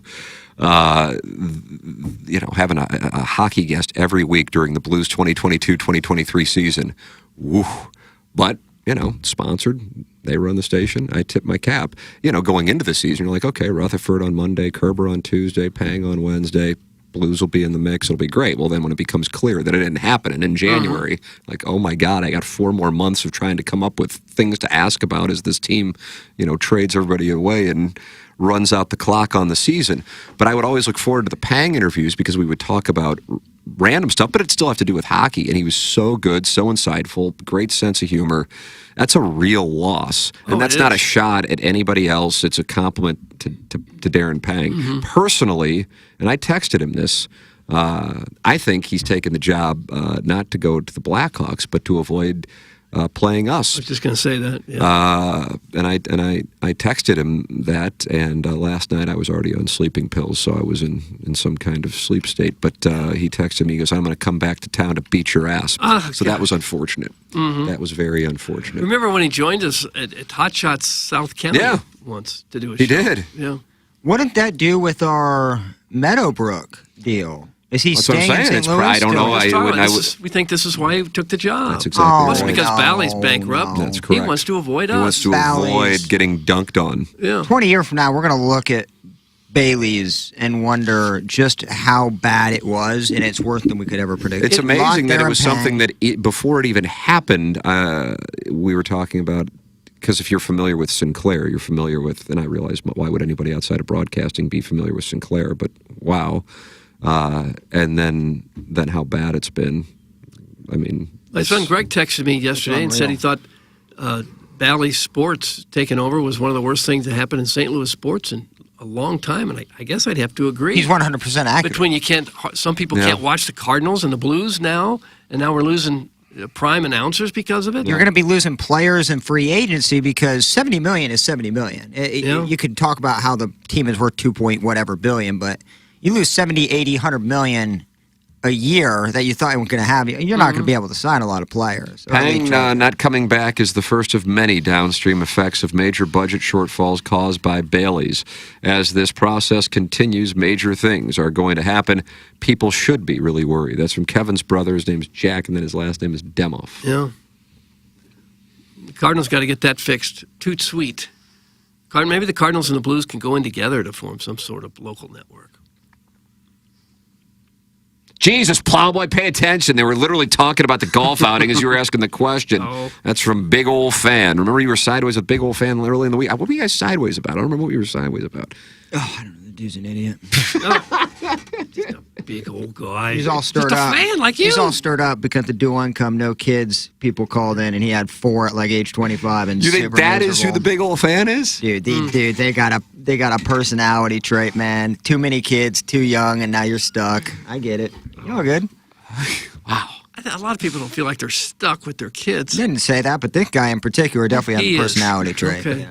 That or he just lost a bunch of bets last night. I don't know what it You is. think that's what? You think he had VGK and was stunned by what took place in overtime last night? Doug, you want to hear the call of the game winner? Yeah. I wouldn't mind it. What do we Sure, got? I'd like to hear it. Go Take a ahead. listen. Hit the lever, please, Plowsy.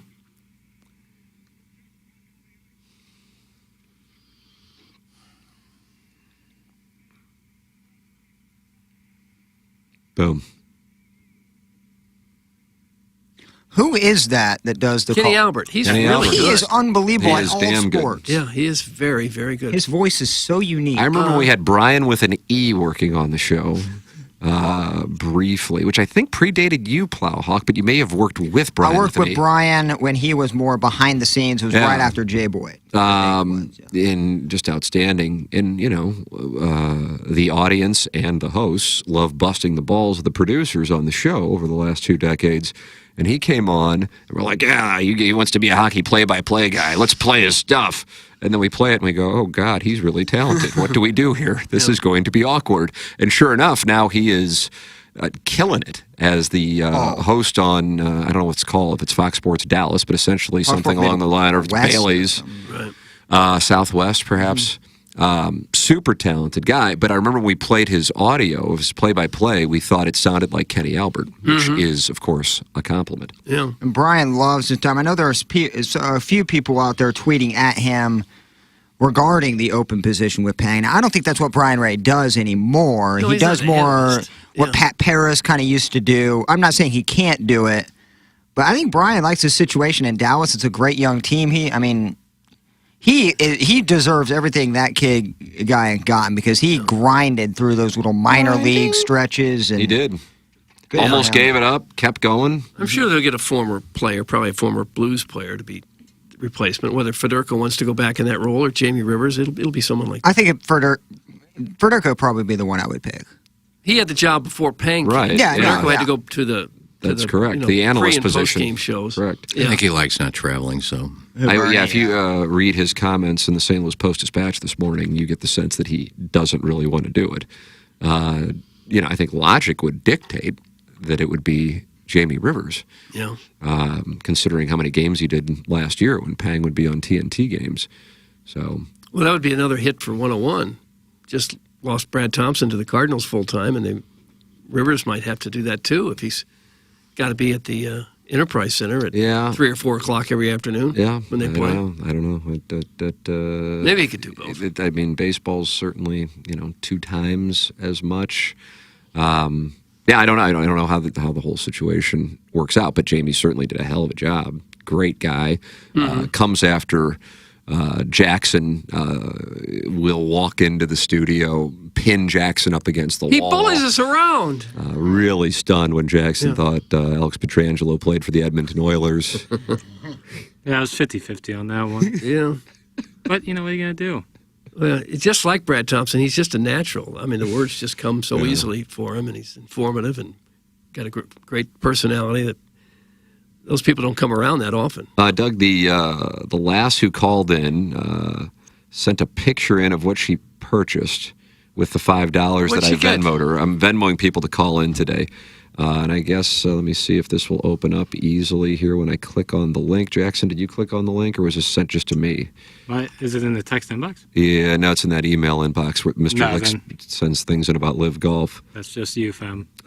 Did you like that? That's just you, fam? Did you like that? No, I didn't. I liked it. Just not talking it's like ice, meat stick, and banana. And she said, sent Tim the pic of the snacks I got with the $5. Callaway super soft balls, the way I like them when I lick them. That's from the girl who called in. She bought ice? It's my $5, dude. She bought some ice. And I got you need that hottest for the Mama cooler. Biani. Yeah. If you're going to put a cooler to put in the boat, you're going to need ice. That's right. I like throwing it down on the ground, Doug. Break it up a little. Yeah, sure, you got to do that. Or the garage floor is good for that. Tim, you denied my Venmo request for $5 for an Iggy hijacking, but now you're paying people's $5 to call in. You're a horse's ass for doing that. That's from Ray King. Gosh. Yeah, I saw. I don't know what I was doing. I think I was paying a babysitter. And I went in my Venmo and had a notification that Ray King wants me to send him $5. And I go, what the hell is this? Just click decline real quickly. Yeah. But I guess he was charging me for an Iggy hijacking. I guess if you never asked for the sale, you never get it. Yeah, That's right. Yeah. Got to put pucks on net. Right. Shoot or shoot. You owe me $5. Maybe you'll pay. The people are mad. Plowhawk, I guess Ox wasn't on. Is that what's going on? Oh, There's a lot of angry. Where's Ox? Texts I see. Oh, yeah. Well, preparing for our break. So I turned Ox off because I thought we were running a break. I haven't been in the YouTube chat. Let's see what's going on here. Well, no, it's just Ox for the Doug, PC, so they didn't hear the... Ox. Okay. Hit the Ox lever, Plowsy. And that's Ox audio. on, please. Ox. That's audio Too busy for YouTube? scrolling Twitter. Ox So the on. audio- Plowsy, why do you hate the YouTubers? So the audio will play for everything but YouTube. Oh. Because music, sometimes is, an issue. Copyrighted, You have an issue playing that. Walrus King is accusing me of taking payola. He says, talking about Titleist wearing a Titleist hat. This is a spot, though, right? Ha-ha. Oh, that bastard. Wow, how cute. Yeah, I'm sure I guess I can offer you $100,000, and all you got to do is give me 100. So it's a pretty good ratio. If you would like to investigate as to whether or not I am receiving money from Titleist. So if you want to do it, you can back it up. Doug, I feel like that's a fair incentive. I think $100K. So. Yeah. All I got to do is pay me the 100, though. Right. Pretty good deal. So if you'd like to back that up, it's up to you. If you think I am wearing a Titleist hat and PGA Pro Dan gave Iggy left dashes and I am doing a Titleist spot off the books, risking all of our situations here so I can get this stuff from Titleist. That's up to you. But I am offering you $100,000. I'll wire it to you. All you got to do, though, if you're wrong, is give me $100. Okay. So when you post something like that, you get a great opportunity. $100,000. Sure, that's a nice opportunity. It's up to you, though. The action's back on you. I'd love to see Titleist PR. He said it was a joke, Doug, so he's withdrawing. Okay. The marketing firm at Titleist calls Tim. Hey, we love what you're doing on YouTube. Yeah. But we don't have the advertising We budget. don't have the money. So can you sneak it on your HD2 radio show? Oh, man. That's good. But I'll tell you, these things, man, this is like the purest form of cocaine for golfers, these things. PGA Pro Dan just handed Iggy a box of these. That's God. cool. Talk about somebody I need to Venmo. I need to Venmo PGA Pro Dan. Well, things are These are golden.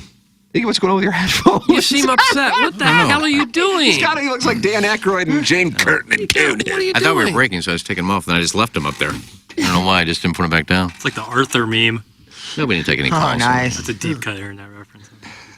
I know exactly what you mean. He's got the headphones on his head again.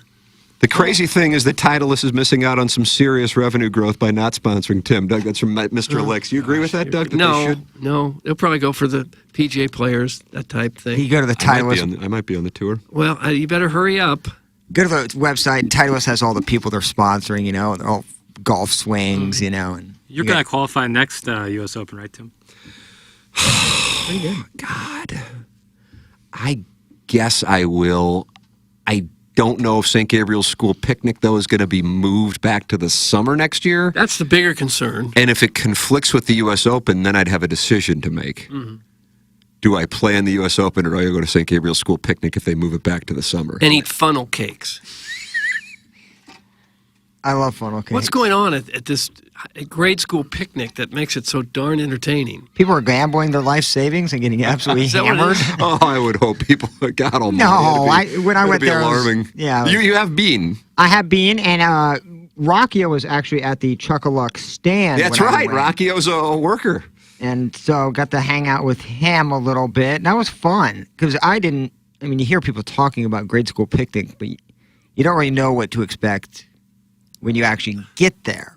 And it was fun. I What, had a a good time. ride on the teacup and I didn't do any rides. cakewalk and stuff like that? Just food, and I guess a lot of people know each other in that area, I would assume. Well, you If better believe it. Yeah, you got a big congregation. Doug, it's like the of people you Bronx in know. the 1950s where the Yankees would come home from the game and play stickball with you. That's what it's like. I don't know that it is. Yeah, so everybody knew everybody. I thought it was really cool. There was a ton of listeners there. So I may go this year if it's... It's in the fall. You'll be watching Missouri shock Brian Kelly and the LSU Tigers, and the Cardinals taking on the... who are they playing in the first round this year, Doug? The Diamondbacks? I believe so. Yeah. So it's good timing to have a school picnic. Mm-hmm. Pisses me off to no end. Well, gosh. Least surprising comment of the day, Plowboy, I love funnel cakes. Turn on a damn show. That's from Big Old Fan. This Big Old Fan is really packing a lunch. Really? I called him out accurately, and he's pissed. Not a big fan of being a father of four. It's all good. Regarding Titleist, didn't Prod Joe spill the tea? Doug, you like that phrase, spill the tea? I've never really heard it. Really? Spill the beans. It's kind of like a Real Housewives phrase, isn't it, Jackson? Yeah, tea is like drama, gossip. So when you spill it, it's like, oh, I'm giving away all the gossip. Okay. I'd love to know the BMI on the people who are interested in the tea.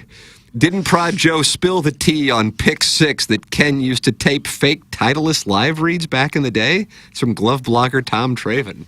Iggy, would you like Take payola back then? Don't believe that happened, no. Yeah, I don't recall that. But then again, as has been pointed out by one of the listeners, we don't remember anything No. on this program. I love the move. If the Iggy ended up doing that, I think that's fantastic. This guy calls in once every 6 months. We're supposed to instantly recognize his voice. You could go to the superior, more for-the-people picnic at St. Rayfield's with cheaper beer and more trimming instead. That's from Doug McGraw. Doug, he closed out the World Series in 80? Something like that. And he listens to the program. Where is St. Rayfield's? That is just a little to the southwest of St. Gabriel's. They are very close. To the southwest. Yeah. Close to Wilmore Park, if you're Like familiar. Afton area? Or No, it's still in the city, close to Wilmore Park, which is by Redbird Lanes. And Iggy, didn't you sire some children at Redbird Lanes? Oh. I don't believe so. I mean, You spread your seed around I've had a them bit. all, but I don't believe any got pregnant. You had them all.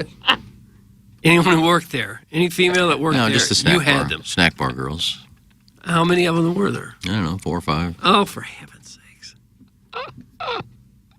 This was after the bowling alley closed down and they got off work? Yeah. And sometimes, Did you do any while they were on the clock? Sometimes when they're off. Days off. Nice. Date. Okay. So you just hang around, you'd bowl a line or two and then go hang around the snack bar, order grilled cheese, and Bowling league. chat up the gal. Bowl league. League bowling at night. Yeah. Did the other bowlers also hit on the girls working back there? I don't know. I didn't pay attention to what they were doing. Yeah. That sounded like Calvin May and Jason Hayward right there. I don't know. I haven't asked you yet. What's your grandma thing? Recovering alcoholic from Belleville and Webster Groves with this text. Hey, Tim, I'll be offering up my wife this afternoon at the open house for the Illinois Recovery Center. This is actually a serious text. This is where I was when I had to DM the Pope, Joseph Paul, on, I believe, Tuesday, when I was there with Maggie from the sales staff here at Hubbard Radio, one of our favorites. And they were giving me a tour of it, and I was just like, I gotta just postpone this golf match. It's not fair for me to go, I gotta leave while you're pouring your heart out on this project that you guys are doing so I can go play golf. But what it is something that, to say the very least, is a passion project. The recovering alcoholic, for as wonderful as you call his text, Doug, not really, is truly, as good of a guy as it gets, and he really is a recovering alcoholic, and he, along with, I don't know if it's fair to call it business partner, I don't know what the relationship is, I'm going to call it business partner, are opening up this recovery center, Illinois Recovery Center, in Swansea, and that's where I was on Tuesday. And the work that they have put in to create this, I had no idea, and he was telling me this along with his business partner Eric on the night of the Dotem pre-party, the lack of rehab centers in the St. Louis area is stunning. I had no idea. Plonk, I feel like you're more in tune with this. Correct. He's talking about the number of them in South Florida.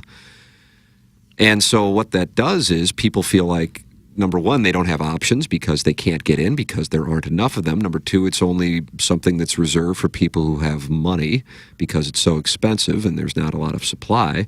And then number three, they might lose their job because they're going to have to go leave work to do this, and they think their employer might terminate them because they have a problem. And in reality, at this point in human history, there actually is a great deal of empathy, whether it be real empathy or just legal empathy, for people, but there isn't a supply, and that is what the recovering alcoholic is doing. And so today he has this open house. It's called the Illinois Recovery Center, and it's at 1450 Caseyville Avenue in Swansea, and I was blown away by what I saw and what they told me about how the lack of supply. Go ahead, Plowhawk.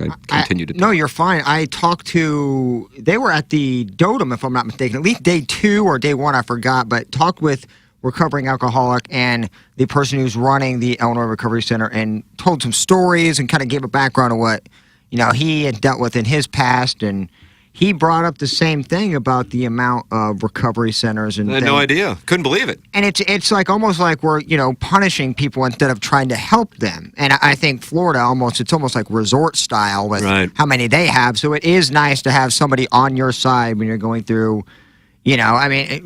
Everybody has a vice, and sometimes it takes over your life, and it's good to have that support system that they have. Get you back on your feet.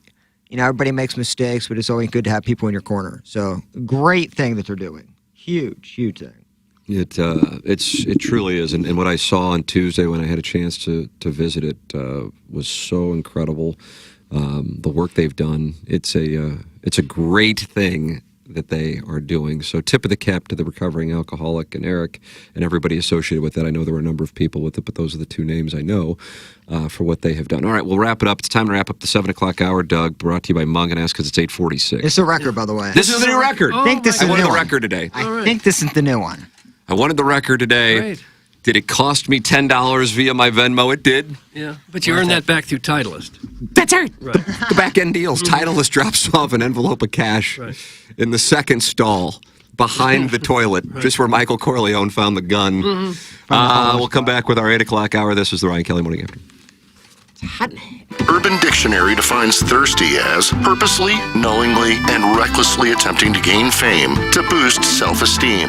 So, are you thirsty? Well, TMA has you covered. Become a part of the 2023 TMA Listener of the Month Club. You nominate yourself for a monthly award. And if you win, you get recognition and stuff to help you satisfy that insatiable thirst. We're talking January, February, March, April, May, June, July, August, September, October, November, etc. Go to TMASTL.com or the TMA app. Give us your name, a photo, and other pertinent information. Tell us why you deserve to be TMA Listener of the Month. And if you don't want to use your real name or photo, we don't really care. The TMA TMA Listener of the Month. Get recognized just for being you or fake you or whatever. Quenched by Milagro Tequila. Welcome to the brighter side of tequila with Milagro in the morning after on KPNT HD2. Live from the Michelob Ultra Studios. KPNT FM HD2, Collinsville, St. Louis. This is TMA All Day. I'm Batman. Fan favorite DC superhero The Flash now has his own feature film. Can he coax a very different Batman out of retirement to rescue Supergirl? Man, I don't know. Just go try to win tickets. We've got him at the TMA app and at TMASTL.com. I'm Batman. You could go to the screening of The Flash Monday, June 12th at 7 p.m. at Alamo Draft House at City Foundry. Register now on the TMA app and at TMASTL.com. Here's Action Jackson with 3 more ways to get TMA content. Watch TMA on YouTube. Click the bell to subscribe. Download the podcast. Find it at TMASTL.com or wherever you podcast. And check us out on TikTok at TMASTL. Thanks, Jackson. It's the Ryan Kelly Morning After on 105.7 FM HD2. When we think of a real estate agent, we think of somebody simply selling our home or finding us a new one. I mean, they're all the same, right? Okay, here's the comps. We'll take some pics, we'll post them, and I'll get back to you, okay? A home is life-changing, and your real estate agent should reflect that. Honesty, integrity, and someone who will go above and beyond to make your dreams come true. The Jeff Lottman Group with Compass Realty. We're different because you're different. We want what you want. Experience the difference today at jefflottman.com, bringing people and properties together. Hey, it's Jackson from Mark Hanna. TMA listeners have a lot to think through financially. Saving for retirement and college while also paying bills and enjoying life along the way. Whether you're like me and starting your financial planning, or if you're already retired, call Mark Hanna. Mark works with you to design a strategy to do your finances right. It's a straightforward approach that starts with a 15-minute phone call to discuss your needs. Visit evergreenstl.com or give Mark a call at 314-889-0503 today. Mark Hanna offers securities through Equitable Advisors and insurance and annuity products through Equitable Network, LLC. Hello, it's Jackson for Rosalita's. TMA listeners know that Rosalita's Cantina has the best patio and the best Tex-Mex in town. From tableside guac to piled high nachos, the amazing menu at Rosalita's is full of classic Mexican dishes. Plus, it's always time for a margarita, and Rosalita's has the most delicious house and specialty margs in town. Enjoy happy hour specials Monday through Friday from 3 to 6 and let Rosalita's cater your next event. Check out rosalitascantina.com or visit the downtown or DePere location today. Time to get your fiesta on at Rosalita's. Hey, this is Tim McKernan. I am here with a wonderful sponsor of TMA, and that is Longo Biggs Injury Law Firm. And this is something that I experienced, as a matter of fact, years ago. If you get a call from an insurance agency, if you were in an accident, they are not necessarily working on your side. Isn't that right? Yeah, Tim. I mean, in almost every case, there's going to be an insurance company involved. You know, they typically insure whoever caused the injuries to you by the person or the business that caused it. And unfortunately, from the moment your case begins, the insurance company is actually working against you, trying to minimize their payout. You might get a call from like somebody who seems like to be a really nice person who's just trying to see how you're doing, but their goal is actually to get some information out of you to turn around and use it later to show that you're not as hurt as you actually are. Insurance companies have specialized systems and thousands of workers who follow a playbook to pay you as little money as possible when you're hurt. This is Doug Biggs, and my injury law firm hates insurance companies and their deceitful tactics, and we'll make a fair fight out of it. Visit our website or Google Longo Biggs Injury Law. The choice of a lawyer is an important decision and should not be based solely upon advertisements. Driving the ball 300 yards is cool and impresses your buddies, but scoring amounts to getting the ball in the hole. Thus, the best way to lower your scores is to improve your short game. If you want a golf green that putts true and gives you real grass performance when practicing chips, pitches, and bunker shots, the only company to call is Clubhouse Turf, St. Louis's exclusive partner of Celebrity Greens. Each Clubhouse Turf signature green is unique in design and can create your own backyard golf experience that your family and friends will enjoy for years to come. Call Clubhouse Turf today at 314-802-6229 or visit them online at clubhouseturf.com. If you're concerned about the health of your trees, you need to talk to the Davey Tree Expert Company. These people love trees. They have a passion for keeping trees healthy. Their certified arborists provide personalized care for your trees. They're trained in the latest technologies for safe and accurate pruning and provide reliable preventative measures for diseases and invasive insects. Call Davey Tree at 314-961-5440 or see their website at Davey, spelled Davey.com. Hey, this is Tim McKernan, and right now, this is a unique time with regards to the market. People are paying attention to interest rates, and I'm here with Ryan Kelly. And Ryan, what can you tell our listeners about this moment in American history? Well, it's the perfect time to buy a house. Yeah. That's for sure. And I know when I first say that, it just seems a little crazy. But think about this. Last year, $400,000 house, multiple offers coming in. You might have paid $450,000, $475,000 for that house. Now, today, it's officially a buyer's market. So that $400,000 house, you might be able to get it for $375,000 or even $350,000. So when you think about that, knowing that you can get a house significantly less today than a year ago, I mean, that's a win-win, right? And mortgage rates are definitely a little higher than they were a year ago. But at thehomeloanexpert.com, we have a saying: you marry the house, you date the rate, you fall in love with the house. You're going to be there for a while, but chances are we'll refinance you and get that rate and that payment down low. So got questions, ready to get pre-approved? Let's talk. It all starts today at thehomeloanexpert.com.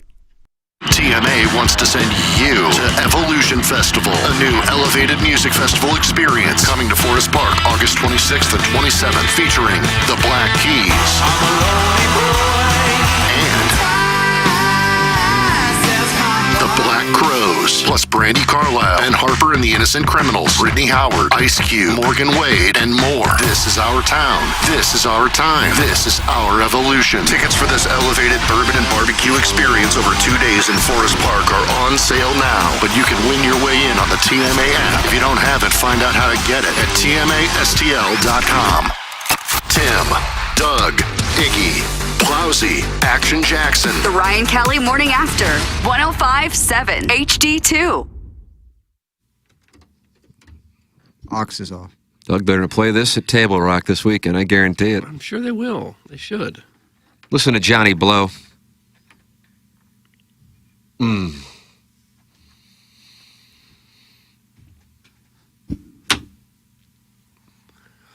if you just can feel it.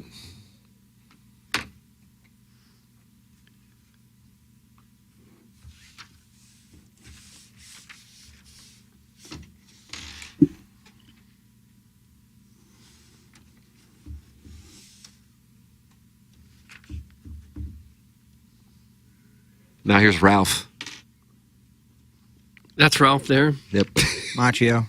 That's correct.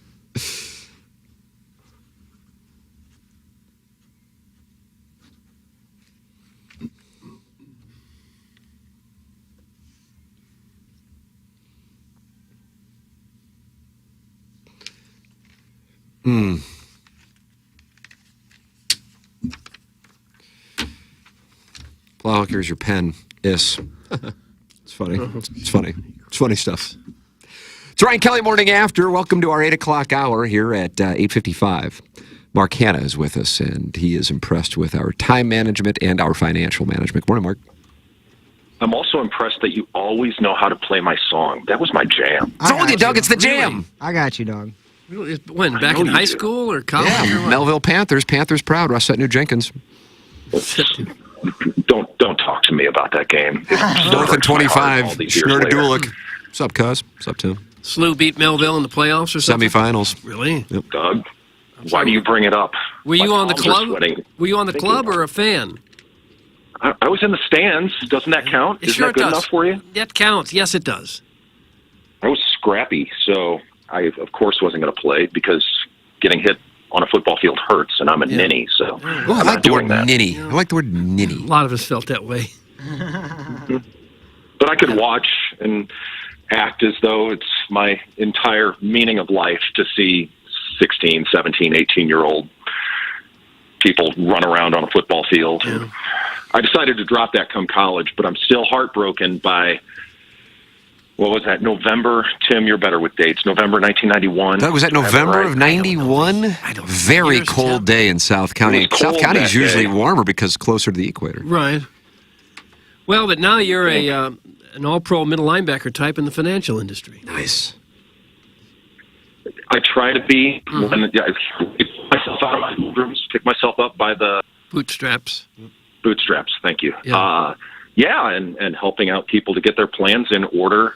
And what I've been thinking about a lot when it comes to the work that I'm doing with the good listeners is the importance of building out your plan before the time comes that you need to get your plan into action. And I say that because it's easy to think about financial stuff when you hear headlines about investments, but investments are a small part of it. It's really about connecting all the elements of your financial picture: cash flow and debt and liquidity and investments and taxes and insurance and legal issues, and combining all of that together so that as you move towards your goals in life, big and small, that you got all those things in order and they're all pieced together in a way that fits for you. And that's really the benefit of the financial plan, which is why starting that conversation early on, have a 15-minute conversation. That's all we do. We talk about what are you trying to do? What are your concerns? And then we build out the process from there, and you start to feel like you're on track for your goals, and that helps you actually take concrete, specific actions towards your goals. That's it. There's a psychological element to it. He's exactly right. And most people, when they first come to you, they probably have no plan at all, right? They're just kind of hoping everything works out. I would say that the reality is what happens for most of us is over time we take good positive steps. It could be something like you start putting money into a retirement plan at work. You have a bank account. You start putting some money maybe into some investments. Maybe you have some insurance in place. All of those are great things. The real benefit of going through a planning process is to make sure that you don't have any blind spots and that all the pieces are cohesive in a way that fits right for you rather than having random pieces. So we tie it all together into a way that you can understand and make actionable. It's good knowledge. 314-889-0503. Do not be ashamed that you aren't necessarily organized, because once you take that first step of just calling Mark Hanna, you will start to feel better because, as Mark just said, you feel like you're now on the right path, and that is a huge part of it. Mark Hanna, Evergreen Wealth Strategies, evergreenstl.com. Mark, have a wonderful weekend. Fine, sir. You do the same, guys. Talk soon. There is the great Mark Hanna, Evergreen Did not Wealth play at Melville. Strategies. I always thought he was the strong safety. And am I right? Rossetto Jenkins was a wide receiver and a corner? Quarterback. And was a kick return, punt return specialist? He did a little everything. And then he go to Mizzou and he didn't work out there too, or did he play much? He didn't play much there, did he? That is correct. He went to Missouri. Yeah. Rossetto Jenkins. Mm-hmm. Schnurr to Dulick, 4th and 25. Oh my God! Why weren't they covering Dulick? Pass. He went on to break records at ILL for the Plowhawk. Yeah, and Schnurr played at Northwestern. Right, when they were really good too, weren't they? He went to the Rose Bowl against USC. Yeah, never thought I'd see that in my days. Northwestern. Good thing for him that Gary Kornfeld, they cut me, because I probably would have been the starting quarterback. That was all politics, Tim. Thank you. Politics. I remember as a kid watching the Illinois Sugar Bowl game in Arizona in a pool, by the way. In a surprising location for the Sugar Bowl. Yeah, the Sugar Bowl was played in Arizona. This was a special year. I was in Arizona with my family watching the Sugar Bowl, and Illinois Kittner. Yeah, got housed. Oh, gobsmacked? Yeah. Yeah, that was a tough one to watch. You and your family vacationing in Scottsdale? You were well heeled, weren't you? Chandler, Arizona, which I think is right by Phoenix, if I'm not mistaken. I think it's one of those little suburbs. Still put the heat up on you. Oh, yeah, I was so hot I had to be in the pool and then watch Illinois. 02 Sugar Bowl. Yes. That's brought to you by Nokia. That's a flash in the past. Yeah. Do you say Nokia or do you say Nokia? I think both are acceptable. I usually say Nokia. Are they still in business? I'd say they probably got bought out by somebody. Yeah, probably a merger of some kind. Probably by the PIF. Oh. Do we have a mergers and acquisition specialist on the show? Iggy? Iggy.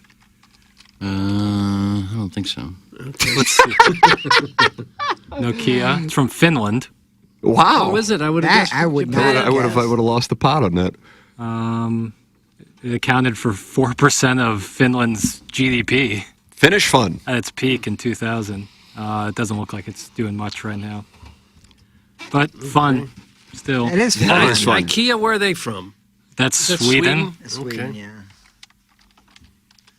Doug, speaking of PIF, Bryson DeChambeau was asked about Saudi Arabia, and here's how the conversation... CNN really just went off on this, like he really just made a fool of himself. I haven't heard it. It's in Jackson's phone with audio. I'm anxious to hear it. It wasn't that bad of an answer, but it actually was on CNN, so they brought up the 9/11 families again. Hit It's the not lever just button. about 9/11. What does it make you uncomfortable at all? Because it's not just that they're accused of financing terrorism. They also are accused of killing a Washington Post reporter, Jamal Khashoggi. How do you feel knowing that that is where the money is backed by? Yeah, I mean, look, it's unfortunate what has happened, and that's something I cannot necessarily speak on as I'm a golfer, but what I can say is that what they're trying to do, what they're trying to work on is to be better allies, because we are allies with them. And look, I'm not going to get into politics of it. I'm not specialized in that, but what I can say is they are trying to do good for the world and showcase themselves in a light that hasn't been seen in a while. And nobody's perfect, but we're all trying to improve in life.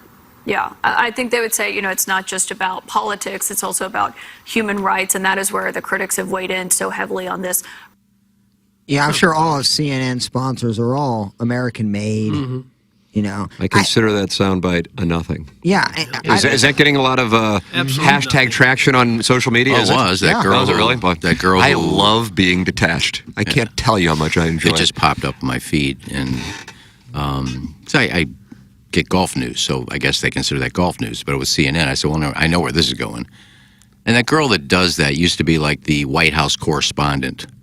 That's what they do. They take their correspondents and move them up to talk show hosts. It's journalism with an agenda. But she tweeted it out, and it got like 500 responses. Oh. And I responded. I said, why don't you quit asking golfers about 9/11 families? They play golf.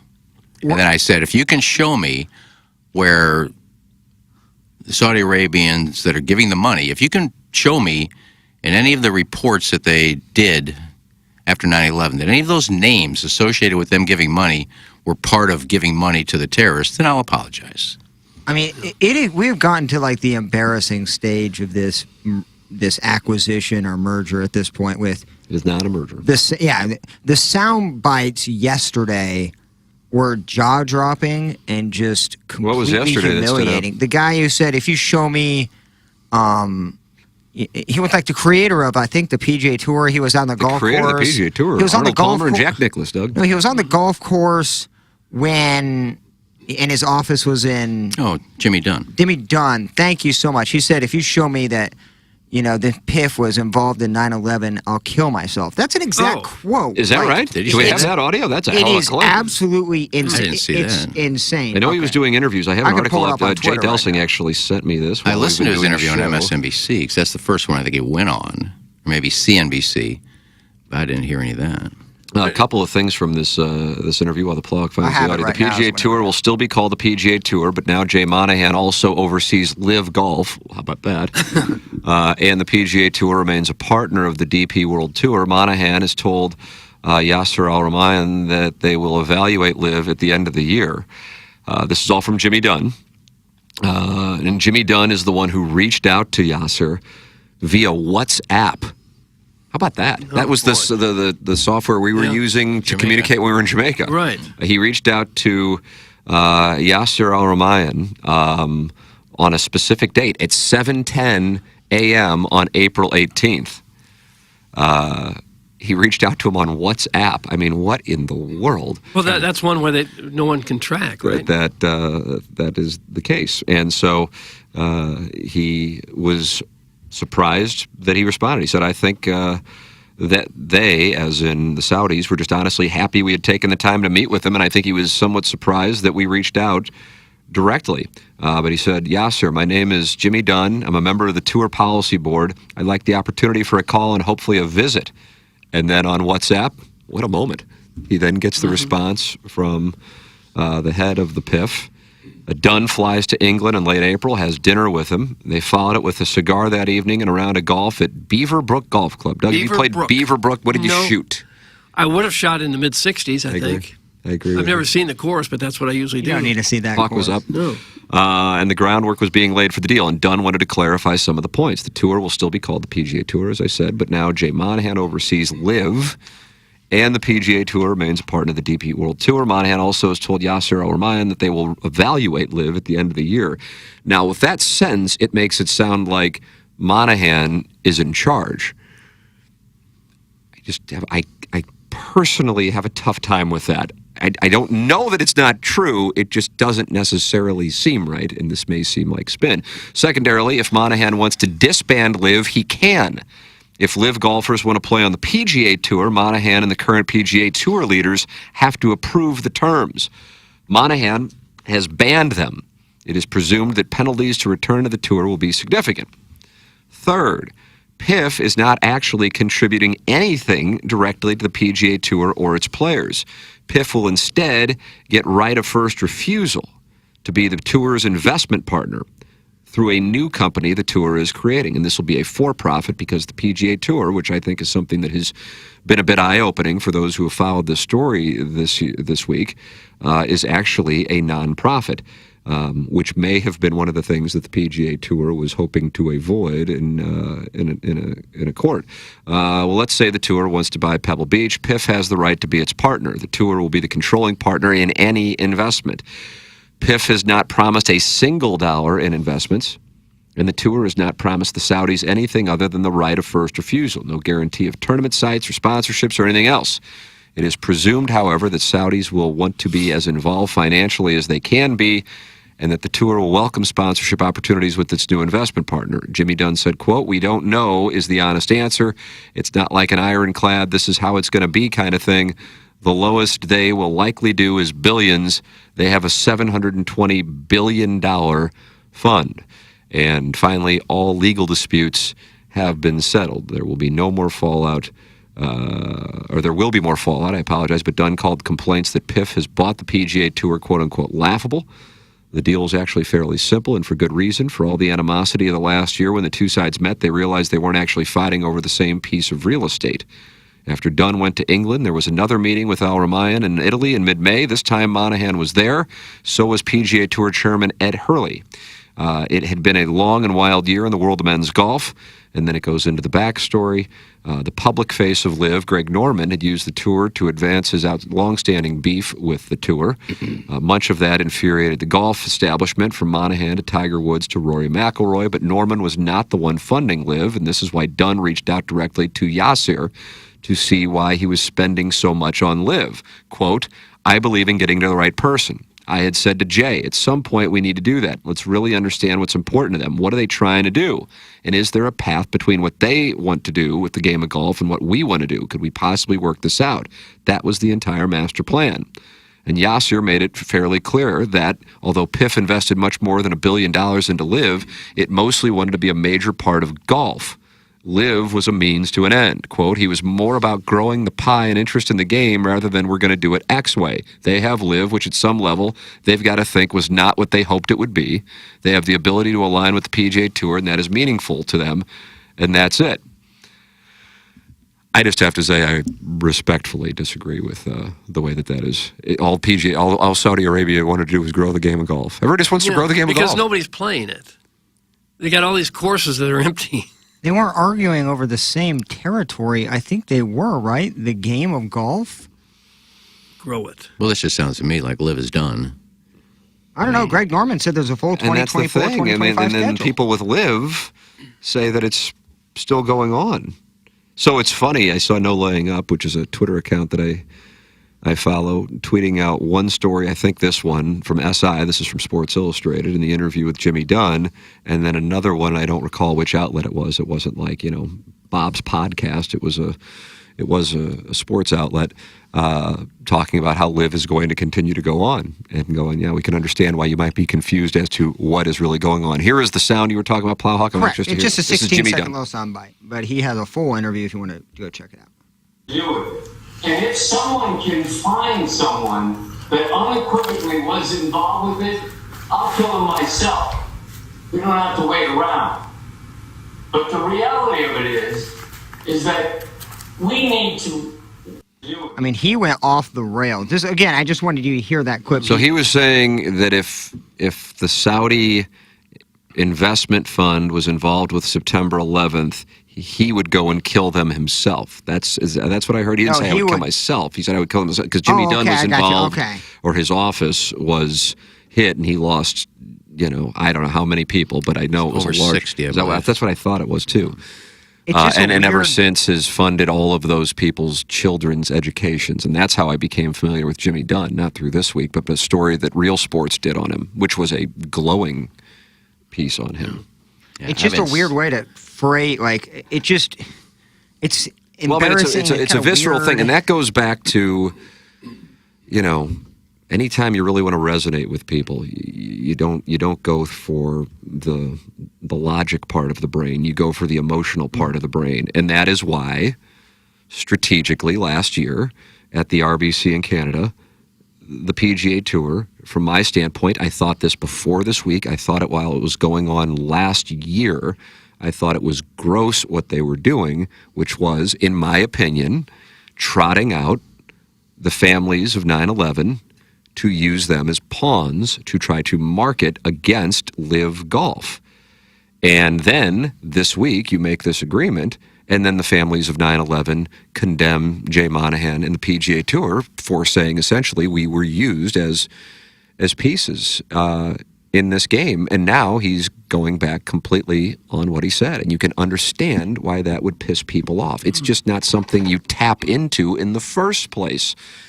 But that was the strategy to try to put LIV Golf away. Is well, they've funded 9/11, and that's who they're in business with, and Jamal Khashoggi, and human rights, and treatment of women, and LGBTQ, and that's fine if this is the only American company that is doing business with Saudi Arabia. The issue is they're not, and many American companies are obviously in business with plenty of international partners who may not have the cleanest human rights record. And so that was a flawed strategy from the get-go. But in the United States of America, still to this day, if you're Jackson's age and younger, different set of circumstances. But if you're in my age range, or even younger, certainly Plowhawk's age range, September 11th, it's certainly not as hot button like you would joke about September 11th. You get fired in 2001, 2002, 2003, 2004, 2005. It's a different set of circumstances now, but it's still one of the most sensitive topics and one of the most prominent days. It's our Pearl Harbor, I would suppose, if I can draw an analogy to that.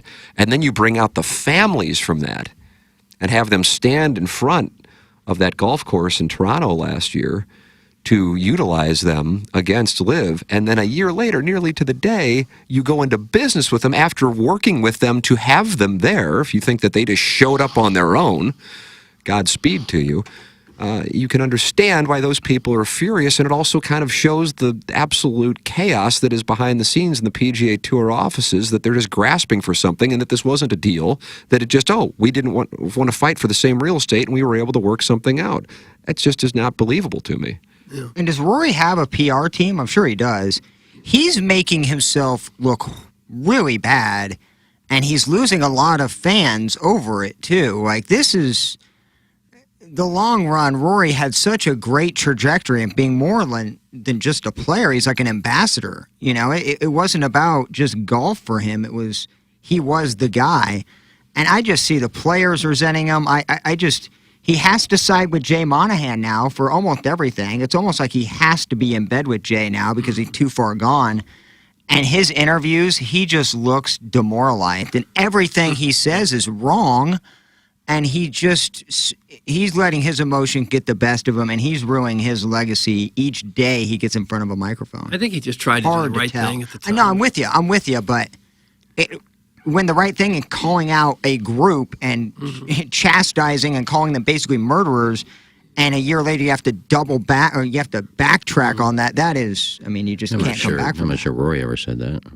No, but he's agreeing with everything that Jay Monahan and the tour, well, a lot of people did, too. Tiger did.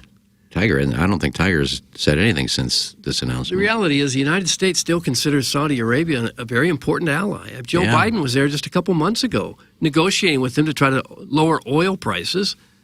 They're a very strategic military ally as a buffer to Iran in the Middle East. There's many people, millions in the Middle East, who see the United States as the great Satan for all the wars we've been involved in over there, the bombs we've dropped, the people we've killed. They would look at Saudi Arabia and say, how dare you deal with the United States, just like as they do with Israel. But, things evolve.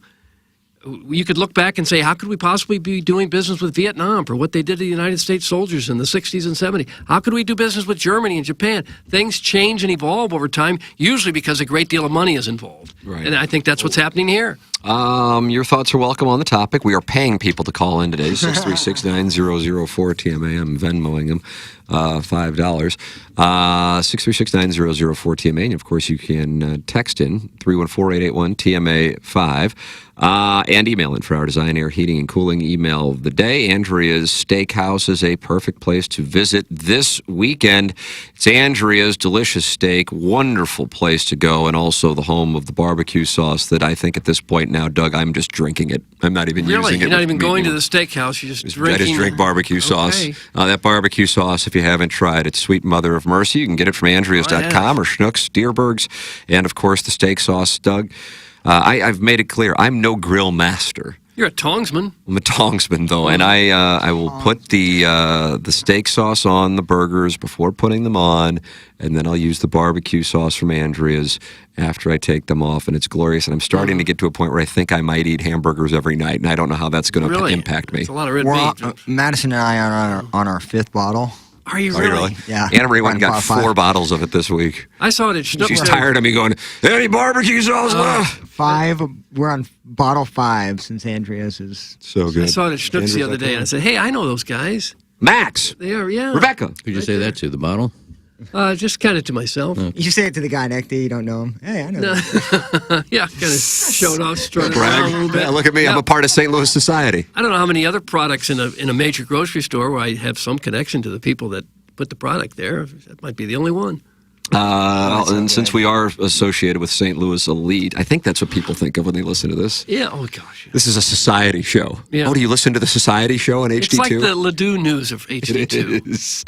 That's why Jeff Lottman, who has sold over $500 million worth of homes in his career, is now he should LIV advertising on the show. Recently featured in the Wall Street Journal for selling the most expensive home in St. Louis. He joined Compass Realty to start and build Compass St. Louis into the #1 luxury brand in St. Louis, as Compass, the largest luxury broker in the world. He never turns down a referral, no matter the price. Luxury is much more about the experience than the price, and Jeff Lottman treats all the clients the same way. They connect buyers and sellers in other cities across the globe. Check it out and check Jeff out at jefflottman.com. That's JEFFLOTTMANN.com. JEFFLOTTMANN.com. That's nice. JeffLottman.com. That's why they want us as sponsors, because of the jingles we come up with. Nah, you're the jingle man, though. You're the jingle man. The jingle man can. I say Jeff is a lot of man. Oh, gosh. It's true. It's perfect. It's a good way to wrap it up. Jeff is a lot of man. Ryan Kelly's a lot of man, too, in the morning. Oh, Billy. Oh, Billy. A lot of people getting in over their head. Buy with the credit card home debt. from Jeff. Get it financed through Ryan. Yeah, that was the segue right there. God damn it, I'm sorry. Ryan will take care of any kind of mortgage problem you have. You're also concerned about credit card debt. A lot of people taking all kinds of credit card debt. It just keeps mounting and mounting. They keep spending and spending. They say, how am I ever going to get out of that? Well, if you're a homeowner, there is a way. You can refinance that mortgage. The average credit card interest rate right now, over 24%. Highest it's been in over 30 years. And with inflation, people carrying more debt than ever now. Put that equity to work for you with a simple cash-out refinance. The average home loan expert receives over $54,000 cash out on their refinance. Hopefully that'll pay off that credit card debt that you've got and maybe buy some more things as well. Fix up the basement or a deck or the backyard or whatever. If you're thinking of buying a home this year, the process not as complicated as you think with the home loan expert. They make the pre-approval process very easy. Find it from Jeff Lottman and buy it through Ryan Kelly. Get approved today, the day you call in. They'll also provide a lower rate with a 10-day closing guarantee. Ryan Kelly has got you covered. His website is thehomeloanexpert.com. Doug Iggy just showed me his phone. It was the leaderboard at the RBC Canada, and I didn't know what I was supposed to be looking at. No, I was just showing you how great the leaderboard looks there. You got Novak leading, Brendan Todd, C1, Aaron Rye, and Jamie Lohr. C1. That is exciting. There's That your is top 5 on the leaderboard. Yes, let's bash LIV for their competition. First couple holes of a tournament. It's second round. That is thrilling. Doug, do you think Corey Connors can become the first Canadian in 58 years to win the RBC Canada Open? Are you going to be watching it, or are you going to be out watching me and the Pope Joseph Paul? I'm sure he's just happy to be out of Canada right now because half of it's on fire. And apparently, I saw that somebody asked the government or somebody, when can we expect the smoke to kind of disappear? And he goes, the winter.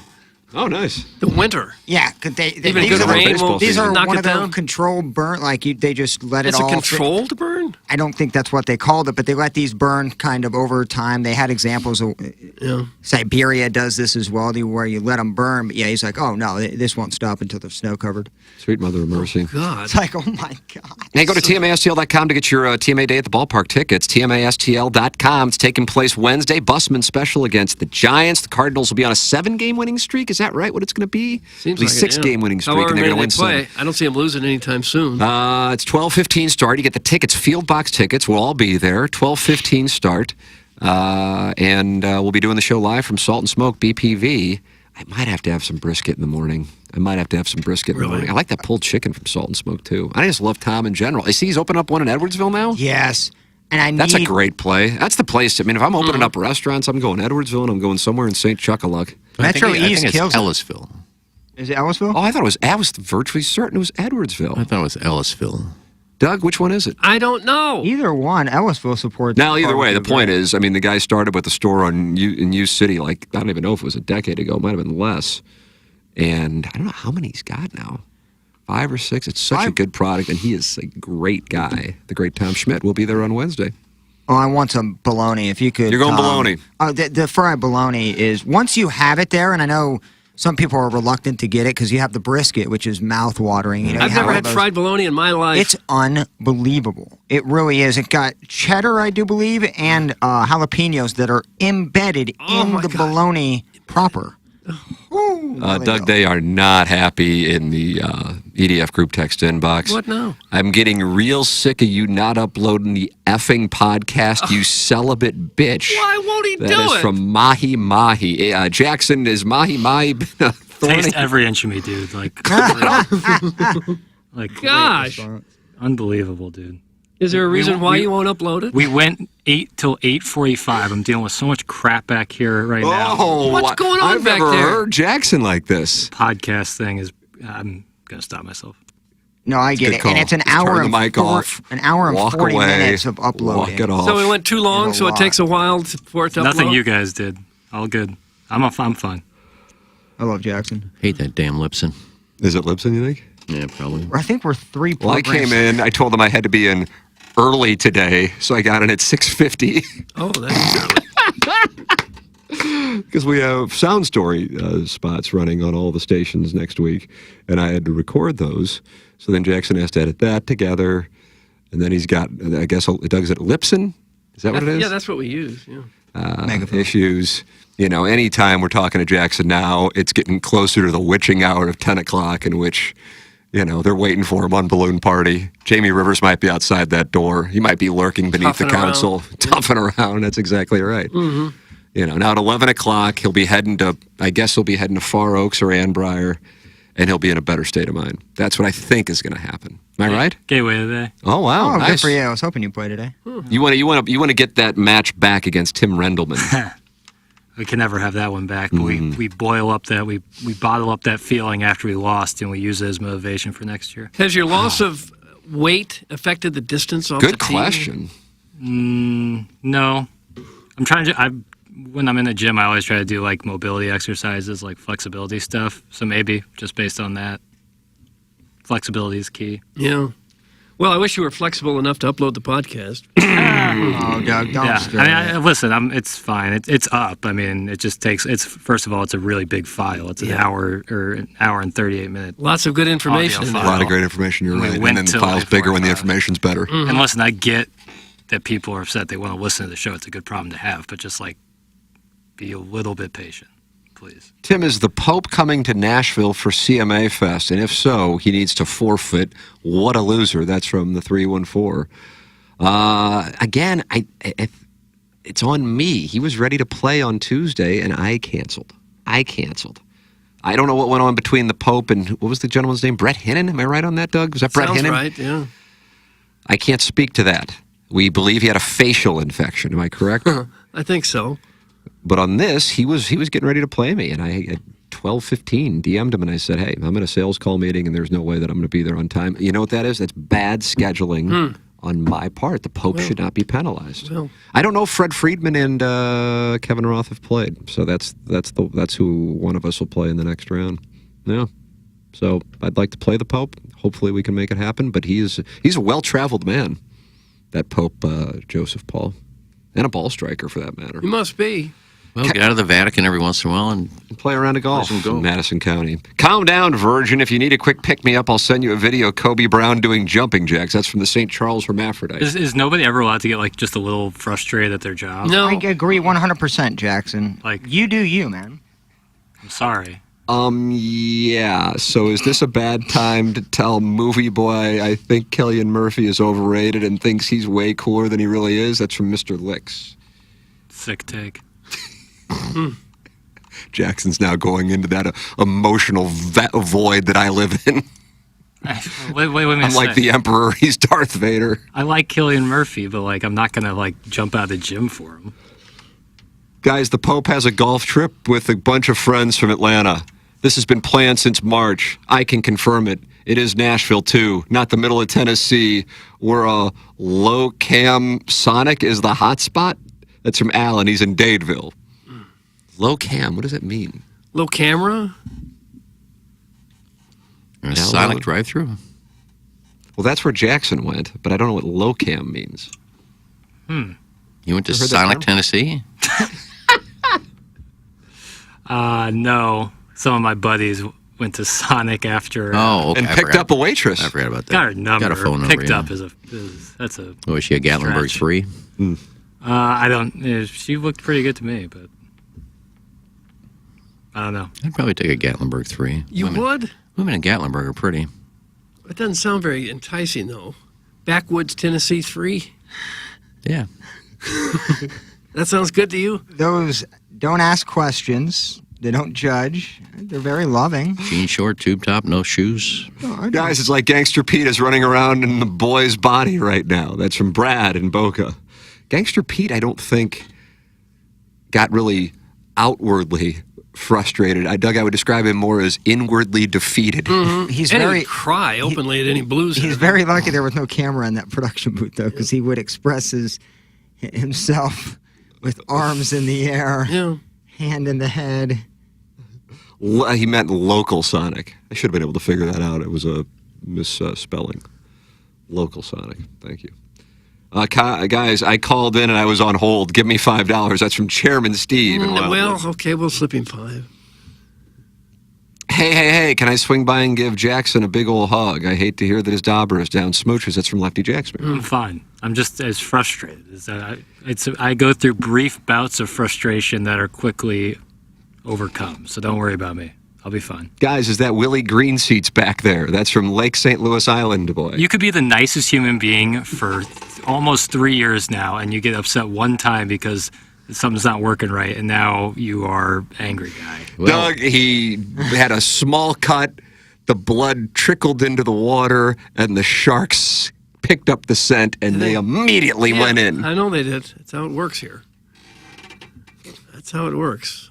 I'm just so sorry that apparently it sounds like clinical depression to me. Breaking news coming in across my desk here. Kevin Roth won 4 and 3. Dude's a stud and has a big hog, is what this text says. Gosh. Kevin Roth is in the Elite 8, and he awaits the winner of the Pope and me in the Elite 8. And it's awkward because I believe he's a sponsor. Is he really? In parentheses. I thought we took care of this. Who, Roth? I believe so. Oh, you can still beat him 9-8. And isn't he the one who beat Chris Heck? I can't see what his... Do you know what Kevin Roth's handicap is? Hell no. He's going through some players. 6.5, so I'll be giving him a pop or two. Should I get past the Pope? Yeah. Don't sleep on the Pope. Not. Can't get the guy in St. Louis. He's down there for the Country Music Association Awards. Is that what we heard? I believe so. Well, that's okay, isn't it? How boring would that be?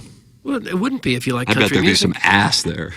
Yeah, probably. Nashville's not a boring city. Of all the cities in America, Nashville might be the least boring. No, Nashville's not, but I shouldn't say that. I just don't like country music. So if you love country music, I'm sure it's a hell of a time. Yeah. So I take that back. All right. Well, glad we got past that. Guys, Jackson's mad because a 7-iron goes 130 yards. That's from the 636. No, I think Jackson's 7-iron probably goes 165, maybe, 170. No. That's I can tell you that's not correct. Really? I hit a 7-iron 150. If you really get old, I do not. You'd have to get old. That's just a stock 7-iron for me. 150 is the number. Stock, Doug. You like that one? No, 150? stock. So what other kind of 7-iron is there? If I'm in the fairway and I have Stock 7-iron. I'm at Normandy. I hit it to the. Let's pull up Iggy at Normandy in the fairway. I hit it to the top of the hill. I'm at the black and white pole, 150. Yeah. I pull out 7-iron. And that's like the shot that you hit where you twirl the club and you wound up short and in the sand. Yeah, Stan the caddy didn't like it. I don't think I hit 7-iron there. I think I hit Your 5. ego says you still hit He a said 7-iron. you should hit 7, you hit 8, and then you club twirled, and then he put his head down and shook his head. Right. That's exactly how he texted. That guy never clubbed me all day, except he misread about 3 putts, and I stopped listening You're to still him. thinking about a 30-year-old Iggy who might have hit a 7-iron 150. I said, you don't need to read my putts anymore. I'm better at it than you. Jackson will hit a 7-iron 175 within the next year. That's my belief. Really? It's just the way that the angle he's attacking the ball, and he's going to get it right. I'm buying stock on him. I bought up a lot of Jackson in the J. Randolph Jr. Fan Page Club Championship. Yeah, you're upside down now, but I am upside down. But I can't. I have a real problem hitting that because I hit my driver pretty far, but that's Because you swing up on the ball. Exactly. Once you get that angle right, that shaft lean, it's going to be compression festival. Mm-hmm. You're going to be a 170 out. God, I'm in between an 8 and a 7. I don't know. That's what it's going to be. I'm just telling you. That's where it's going to be. I'm just telling you. You're 25 years old. You're an older guy. You're a good athlete. That's my paradise. If I was hitting 7-iron 170, oh my God. Iggy, you are a brittle bag of bones. You aren't hitting a 7 150. That's from the Crystal City Clam Hammer. I don't know what to tell you. Don't get crestfallen. Well, why would I lie about that? I'm not strong. I'm a twink. Why would I lie about how far I can hit a ball? I say I only hit my drive like 220, 230. Sick flex to half-ass compliment Jackson so you can make it about yourself. Thanks. That's from the bastard James Hond.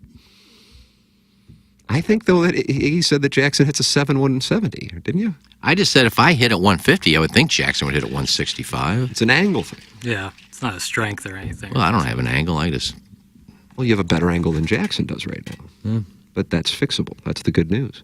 Doug, we can't fix age. Not right now. Maybe someday in the future. No, you can get a little stronger, though, no matter the age. There you go. But you're better off hitting more club and not trying to swing as hard as you can. I don't swing as hard as I can. You're just naturally strong. Don't get crestfallen. Maybe my clubs are bent to a different degree than others. I don't know. Okay. Well, while you're striking the ball with your 7-iron, whether it be 150, whether it be 170, Justin Thomas hit his shot at the 2017 PGA Championship over the water on 17 at Quail Hollow, 210, and he probably weighs 10 pounds less than me, might weigh closer to the Plowhawk. Tells you all about the need for weight behind it and the importance of angles and flexibility. Wear a Holderness and Bourne. Go to hbgolf.com, enter promo code TMA15. You get 15% off. I got a shipment from Holderness and Bourne last week, and I think I might be the cutest boy in town now. I really do. The cutest boy in all of town? That's correct. I would say probably yes. Women want a short 46-year-old bald concave skull. Yeah. That's what they want. Who in doesn't? HD2. Who doesn't? That's what they want. Any gender. But with Holderness and Bourne, well, now it's a lock. Problems disappear. hbgolf.com, TMA15 is the promo code you can use. Holderness and Bourne, ridiculously quality golf apparel. Not just polos, but certainly that is what they are known for. hbgolf.com. Got some sharts from there as well. hbgolf.com, TMA15. And Jackson, another reason why you're hot is St. Louis hair restoration. Bingo. Boom. Doug and I both. Hot little numbers.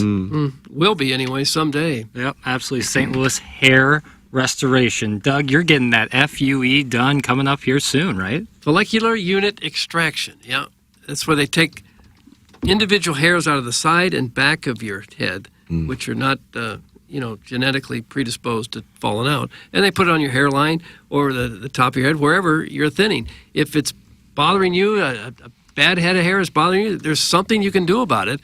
Thousands of people are doing something about it. In St. Louis, the best place to go is St. Louis Hair Restoration. Dr. Polenga does a fantastic job. He's done so many of these procedures. Greg Kraling there is his partner. They'll walk you through the consultation. They'll tell you exactly what to expect and get you set up. And you'll be saying, gee, I wish I'd done that about 10 years ago. That's what they say. A lot of patients say, wish I'd taken care of that many years ago. So don't wait. Look into it. StLouisHairRestoration.com is the website. A lot of before and after pictures there, and you go, holy smokes, look at the job these people are doing. Yep. They do a fantastic job, and we're going to see what they do with us. Yeah, they got me in a laser cap on top of the finasteride. It's going great. Love doing it, and couldn't be easier, and all it takes is just a consultation with them. Doug, you like a tagline, don't you? Yeah, he does. Yes, I'd like to hear your tagline. You want hair, but life's not fair. Send your head on vacation. Choose St. Louis Hair Restoration. Gosh, that's good. Oh, gosh, that will be even cuter than Tim. Well, almost as cute as Tim. Yeah, drop out. He'll still be St. Louis's cutest boy. Thank you. We'll run 2 and 3. Thank you. I appreciate that. That is. Tim, do you wear the male XS or the child L? Plowhawk, what are you doing? You're child XL? Oh, kids extra large? Yeah. Extra large. Yeah, youth XL. I'm medium, Holderness and Bourne. Are you? Medium, yeah. I would say golf shirts, I'm small. I don't like to do the kids' youth sizes in golf shirts anymore because they get too short. And I do like a tuck effect in golf. Oh, tuck goose. Goodness. I see a lot of people with the untucked. I'm not saying it doesn't look good, but I just feel weird with an untucked golf shirt. Yeah. So I like a little longer to make sure that that's tucked in, ready to go. I got a little. Put that laser cap on your nuts and see how furry you can get them for me. That's from the 636. Okay. Yeah, I'm sure there's no side effects to it. Just wrapping that around your nuts. How much cheaper are the kids' clothes than the adults? It was literally the golf shop that we went to in Florida was $65 for the Puma, and it was $32 for the youth Puma. Save money on food, save money on apparel. Being thin is a way correct to be wealthy. Think about that. I guess, yeah. It's kind of a backdoor way, left-handed way. It is, like yeah, a Coacher Top 10. If you're injured in an accident, things can spiral out of control quickly. You might have medical bills piling up. You might not be able to work or provide for your family, and you're probably going to get the runaround from the insurance company. You've been talking, well, don't fight this fight alone. C.D. Longo and Doug Biggs of the Longo Biggs Injury Law Firm will take all the complication and hassle out of your injury claim. I know these guys. They were at the Dotem. They're really good guys. They're trial lawyers, meaning they won't settle if there's an obstacle or complication in your case. And most cases have them. And Doug and CD will overcome those obstacles and take your case all the way to trial if necessary. In injury cases, there could be a lot of money on the line, and you shouldn't trust your case with just anyone. When you're injured by someone else's negligence, justice is paid in dollars, and CD and Doug will fight to get you every dollar you deserve. Longo Biggs Injury Law accepts personal injury, wrongful death, brain injury, and other catastrophic injury cases. It's Longo Biggs Injury Law online at longobiggs.com. Remember, the choice of an attorney is an important decision and should not be based solely on adverts. Time to close out the 8 o'clock hour at 9:39. We have our Design, Air, Heating, and Cooling email of the day coming up. Then we have a balloon party coming up at 10 o'clock on 101 ESPN. Jackson and I, we'll get our asses ripped. Stephen Wildwood left a mic drop yesterday calling you out, Doug. Me? He called you out. Why? Said you and everybody else who does a minute 15 sportscast at 10:22 in St. Louis is an embarrassment, and you owe all the fans an apology for telling people the Cardinals were going to be good this year. Gosh, this is two people are putting the fault on That's me. correct. That was Natty Nate's call. Natty Nate and now Stephen Wild. You get Natty Nate to have a balloon party drop. Oh, my God. That would be great. I would break, though. I wouldn't be able to stay in. He'd get them fired up. They would love him. They'd be like, oh, my God, our Pied Piper has arrived. All right, time to take a break. Design, Air, Heating, and Cooling email of the day is next. I'm Batman. Fan favorite DC superhero, The Flash, now has his own feature film. Can he coax a very different Batman out of retirement to rescue Supergirl? Man, I don't know. Just go try to win tickets. We've got him at the TMA app and at TMASTL.com. I'm Batman. You could go to the screening of The Flash Monday, June 12th at 7 p.m. at Alamo Draft House at City Foundry. Register now on the TMA app and at TMASTL.com. Oh, hey, this is Tom from Salt and Smoke, and oh, hey, barbecue. Look, I'll shoot you straight. Times are tough. Our daubers are down. Could you maybe help a guy out and buy a sandwich? Or maybe throw a party for your neighbors and let us cater it? Really, we'll take whatever we can get. Please. Salt and Smoke. Okay. Hot takes. Yeah. Pepperoncini. Pepperoncini. And now the Pepperoncini Show with Darren Adkins and Ken Strode. All right, take it, fellas. There it is. That's the open. Pepperoncini. Pepperoncini. Pepperoncini. Pepperoncini. Pepperoncini. Pepperoncini. Pepperoncini. Pepperoncini. We don't know what it is. We don't understand the name. We just know it's stupid. And it's available every weekday, featuring Iggy and the Plowboy. Apparently it's some kind of a podcast or something. Available at tmastl.com and on the TMASTL mobile app. Whatever. Urban Dictionary defines thirsty as purposely, knowingly, and recklessly attempting to gain fame to boost self-esteem.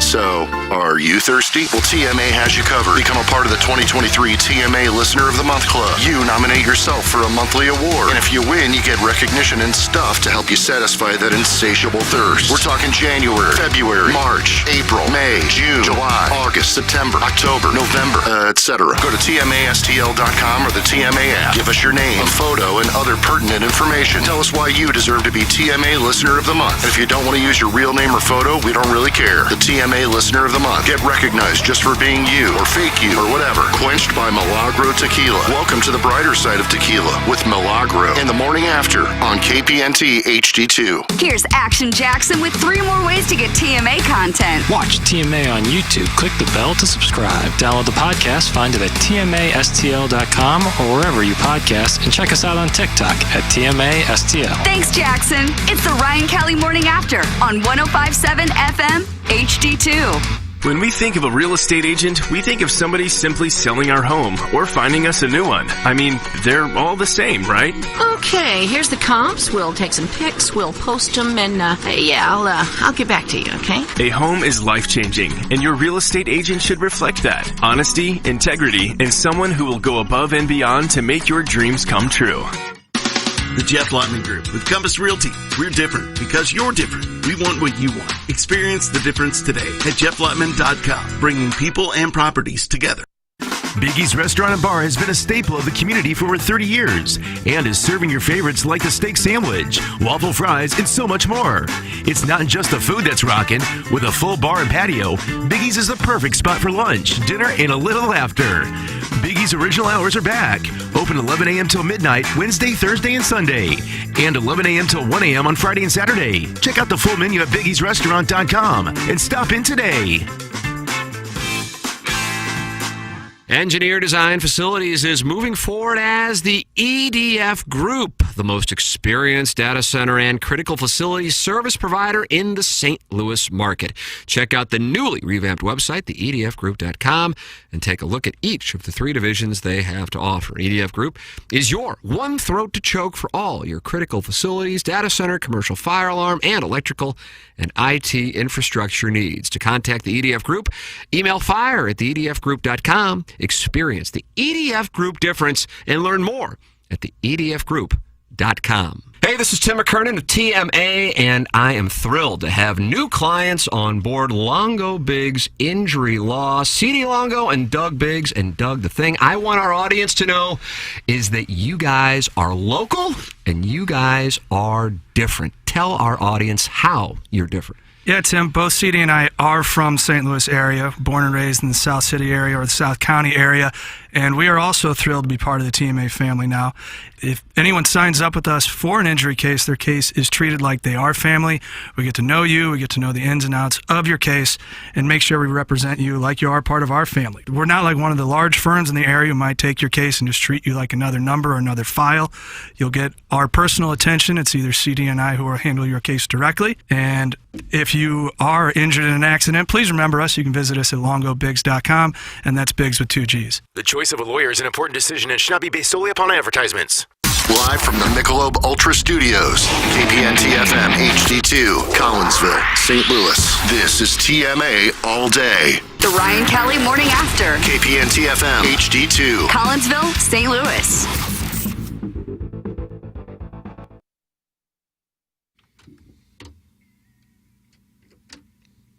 Doug, this gentleman wore red leather pant. Why? You know what? It's a great question, and it's a question I don't have an answer to. By the way, I was just declaring radio wars on Charlie Marlowe in the commercial break. Oh, I had a funny tweet. I don't know. Iggy had, I had notifications on Twitter, and I'm like, oh crap, what is this going to be? So and then it's funny. Iggy saying we're busy with hot takes, and I'm somehow tagged in it. And then Charlie says, radio wars, let's do this. And I said, all right, there it is. Radio war has officially been declared, so it's on. So we are at war with Charlie the cat and Cam. And it's going to be intense. So I've got a lot of burners that I've activated to do some work. Yeah. And when I'm done on Balloon Party, I am going to see if I can take those guys out. So that's what I'm going to be doing today. There won't be anybody left standing over there. That's for sure. No, I don't see it. They'll shutter their facility. I just tweeted and said you're only a radio show if you're on HD2. Wow, that's kind of like saying, hey, you want to trace privates? Right.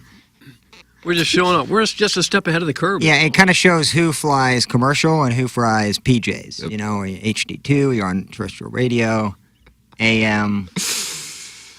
Yeah, it kind of sends a message.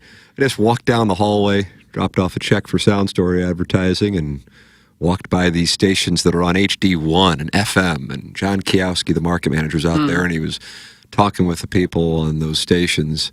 And I'm like, they think they have it going, but come on into our closet. I mean, you overhear Rizzuto and Tommy talking about when can we get on HD2? When is that move? Yeah, not to talk out of school. You'll get there when we allow them to get there. Yeah, HD2 goes through us. Thank you. We own the whole day, the whole channel. That's right. Yeah, if you want to carve out 10, 15 minutes during some time of the day, maybe. Doug, you could but say we're not sure. We're the PIF at HD2. I think that we are. That investment fund we have going. I think we are. So this is great. The Plowsy Investment Fund. The Plowsy Investment Fund. I would take some of that investment fund and go to Heavy Smoke and see Chris Schaefer, who is a world champion barbecue winner, 3-time world championship barbecue winner, as a matter of fact. I saw a gentleman had dined at Heavy Smoke and posted it on the fan pin when I was scrolling this morning. And what a treat it is to go to Heavy Smoke. It is off I-70 in the Cave Springs exit, and it is wonderful. Chris Schaefer is one of the owner's names, and he is the 3-time barbecue world championship winner. It's incredible. First off, great guy.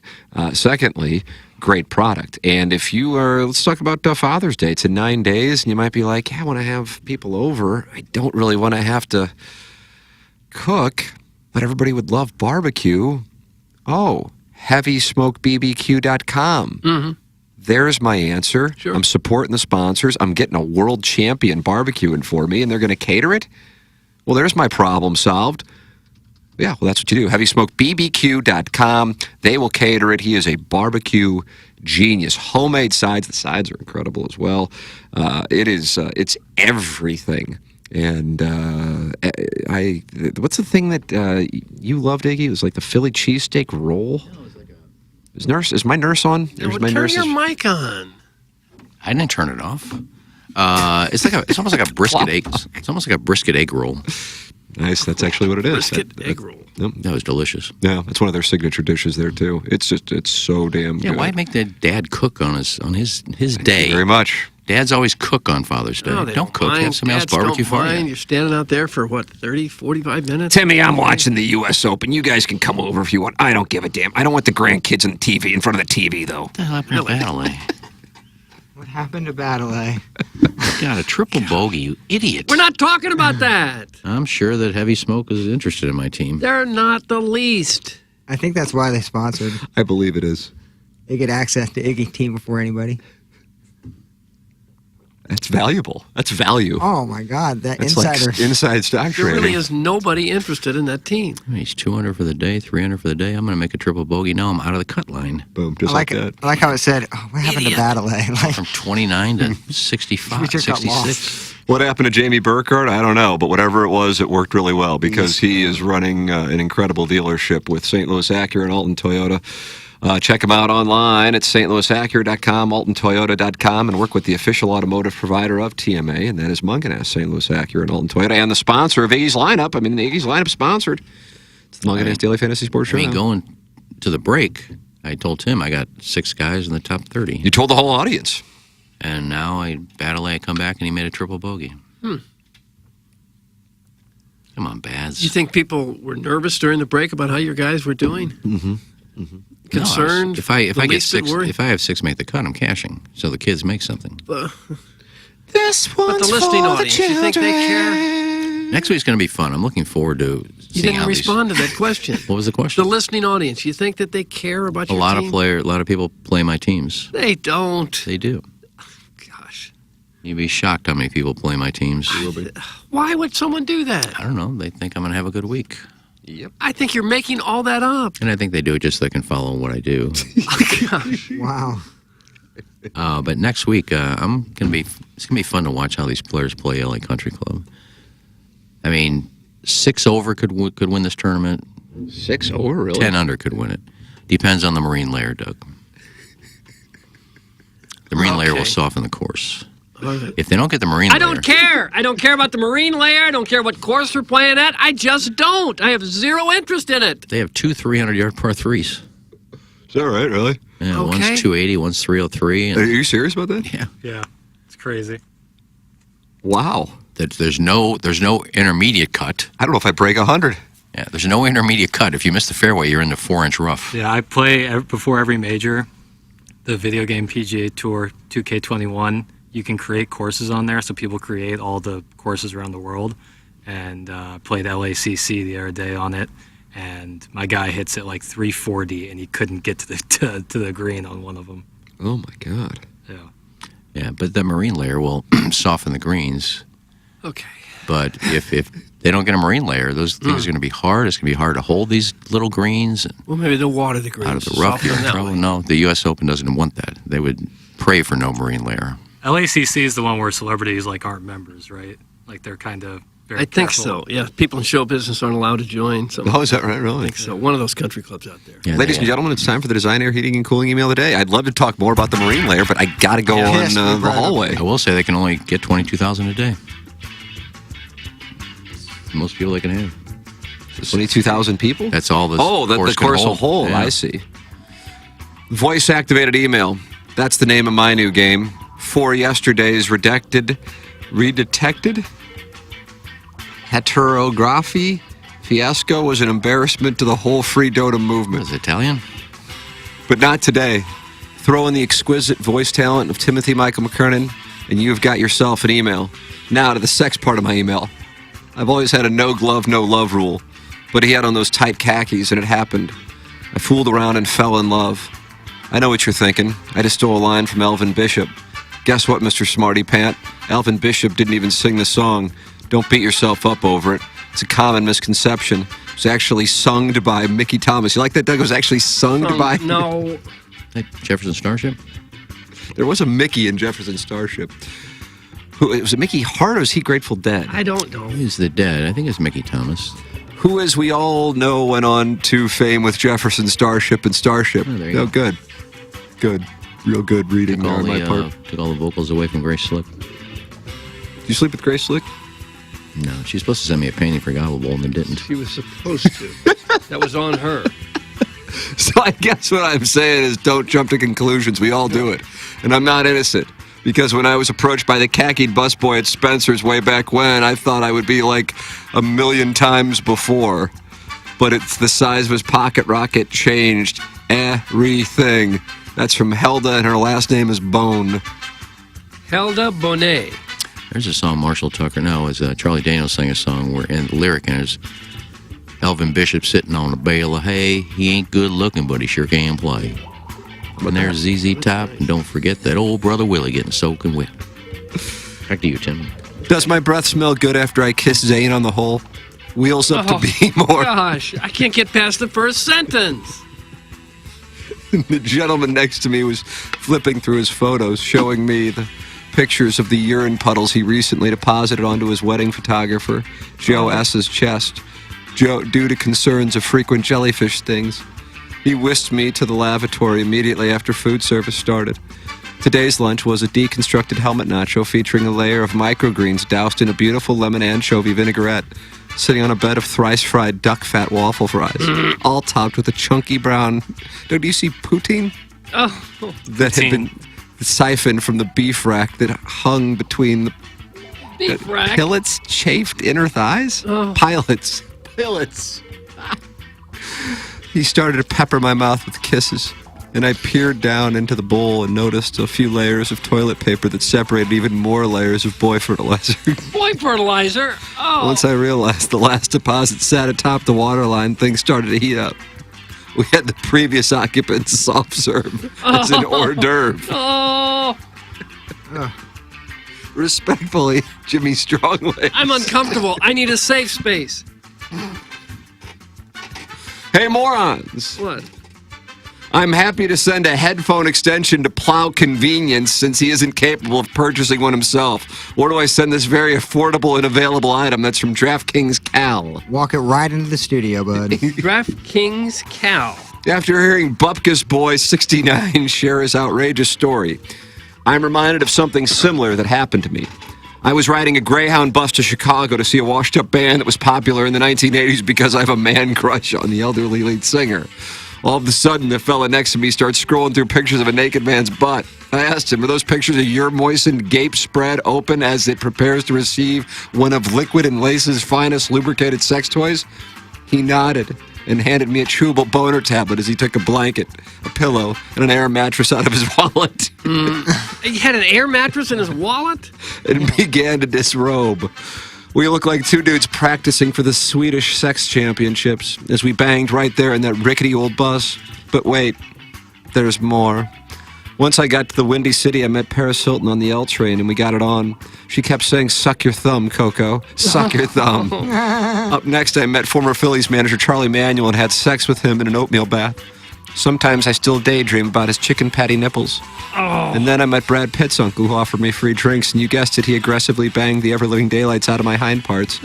Later, I met Zion Williamson, who asked me if I wanted to buy some chairs that he stole from a radio show in St. Louis, and then he and the bus driver from earlier both tried to have sex with me.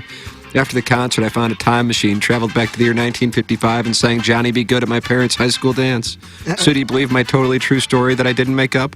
Will you read it on your podcast so my friends think I'm cool? It's in the JV Golf Coach. Okay. JV Golf Coach. And finally, Sadie Hawkins, Doug, Matthew Tkachuk, and the Panthers came back to win Game 3 of the Stanley Cup Finals. The Cardinals picked up a half game on the rest of the division by not playing. The inaugural Sex Championships are underway, and Doug, is it Gothenburg, Sweden? I think it's Gothenburg. But I think the lead is whether or not any of us would take an oatmeal bath with former Phillies manager Charlie Manuel. Mm-hmm. Ours is the type of presentation where listeners feel free to drop in at any time and field questions about whether or not they've participated in a gangbang. Buckeye Girl was a good sport, but I think you had her confused with a unicorn who called back in February of 2022 about traveling to Ohio for a wedding with two married swinger couples, one hetero and one lesbian, who engaged in lesbianism group sex at the hotel after the wedding reception. So, yeah, I guess we're done talking about airdropping nudes on planes. After the topic was revisited yesterday, I went back and podcasted the glorious segment when this came up last summer where Iggy said with a straight face, can you open windows in a plane and just drop? He said that with a straight face! Oh. From Buck Swope. And Doug, that's the way out for the Design Air Heating and Cooling Nice email. little email, Buck. This one's I guess it's for the between children. JV Golf Coach, but he said some vile things. Boy fertilizer? I don't think so. No, that was Jimmy Stronglegs. Oh, I'm going to go with Buck Swope. Well, Buck won't win today because I know who Tim's going to vote for. The really? same person I can vote for. The only email you could vote for, Jimmy Stronglegs. No, I voted for Buck. You could vote for something else. I loved Jimmy Stronglegs. I appreciated JV Golf Coaches more. Really? Yeah. I'm surprised because usually you have me read. Plowhawk, you're the Speaker of the House. I mean, what a moment for you. I'll do Jimmy Stronglegs. Jimmy Stronglegs is one. The Design Air Heating and Cooling email. Maybe I got to look myself in the mirror on this one. Maybe I was off today. No, I Maybe just was want to off. tie with eggs. Yeah, and also I got to go to a show. He just talked about me going to Chicago and tied it into something completely opposite. Sex with a bus driver, I believe. Yeah, it didn't make any sense. No. Time for us to shut it down. Jackson and I are going to go deal with a live situation down the hallway. It's on 101 ESPN. The program's called Mung and Ass St. Louis Acura and Alton Toyota's Balloon Party. You can listen to it right now. Text in. Many do. And many are not happy about it all. No. You can also leave a mic drop via the 101 ESPN app.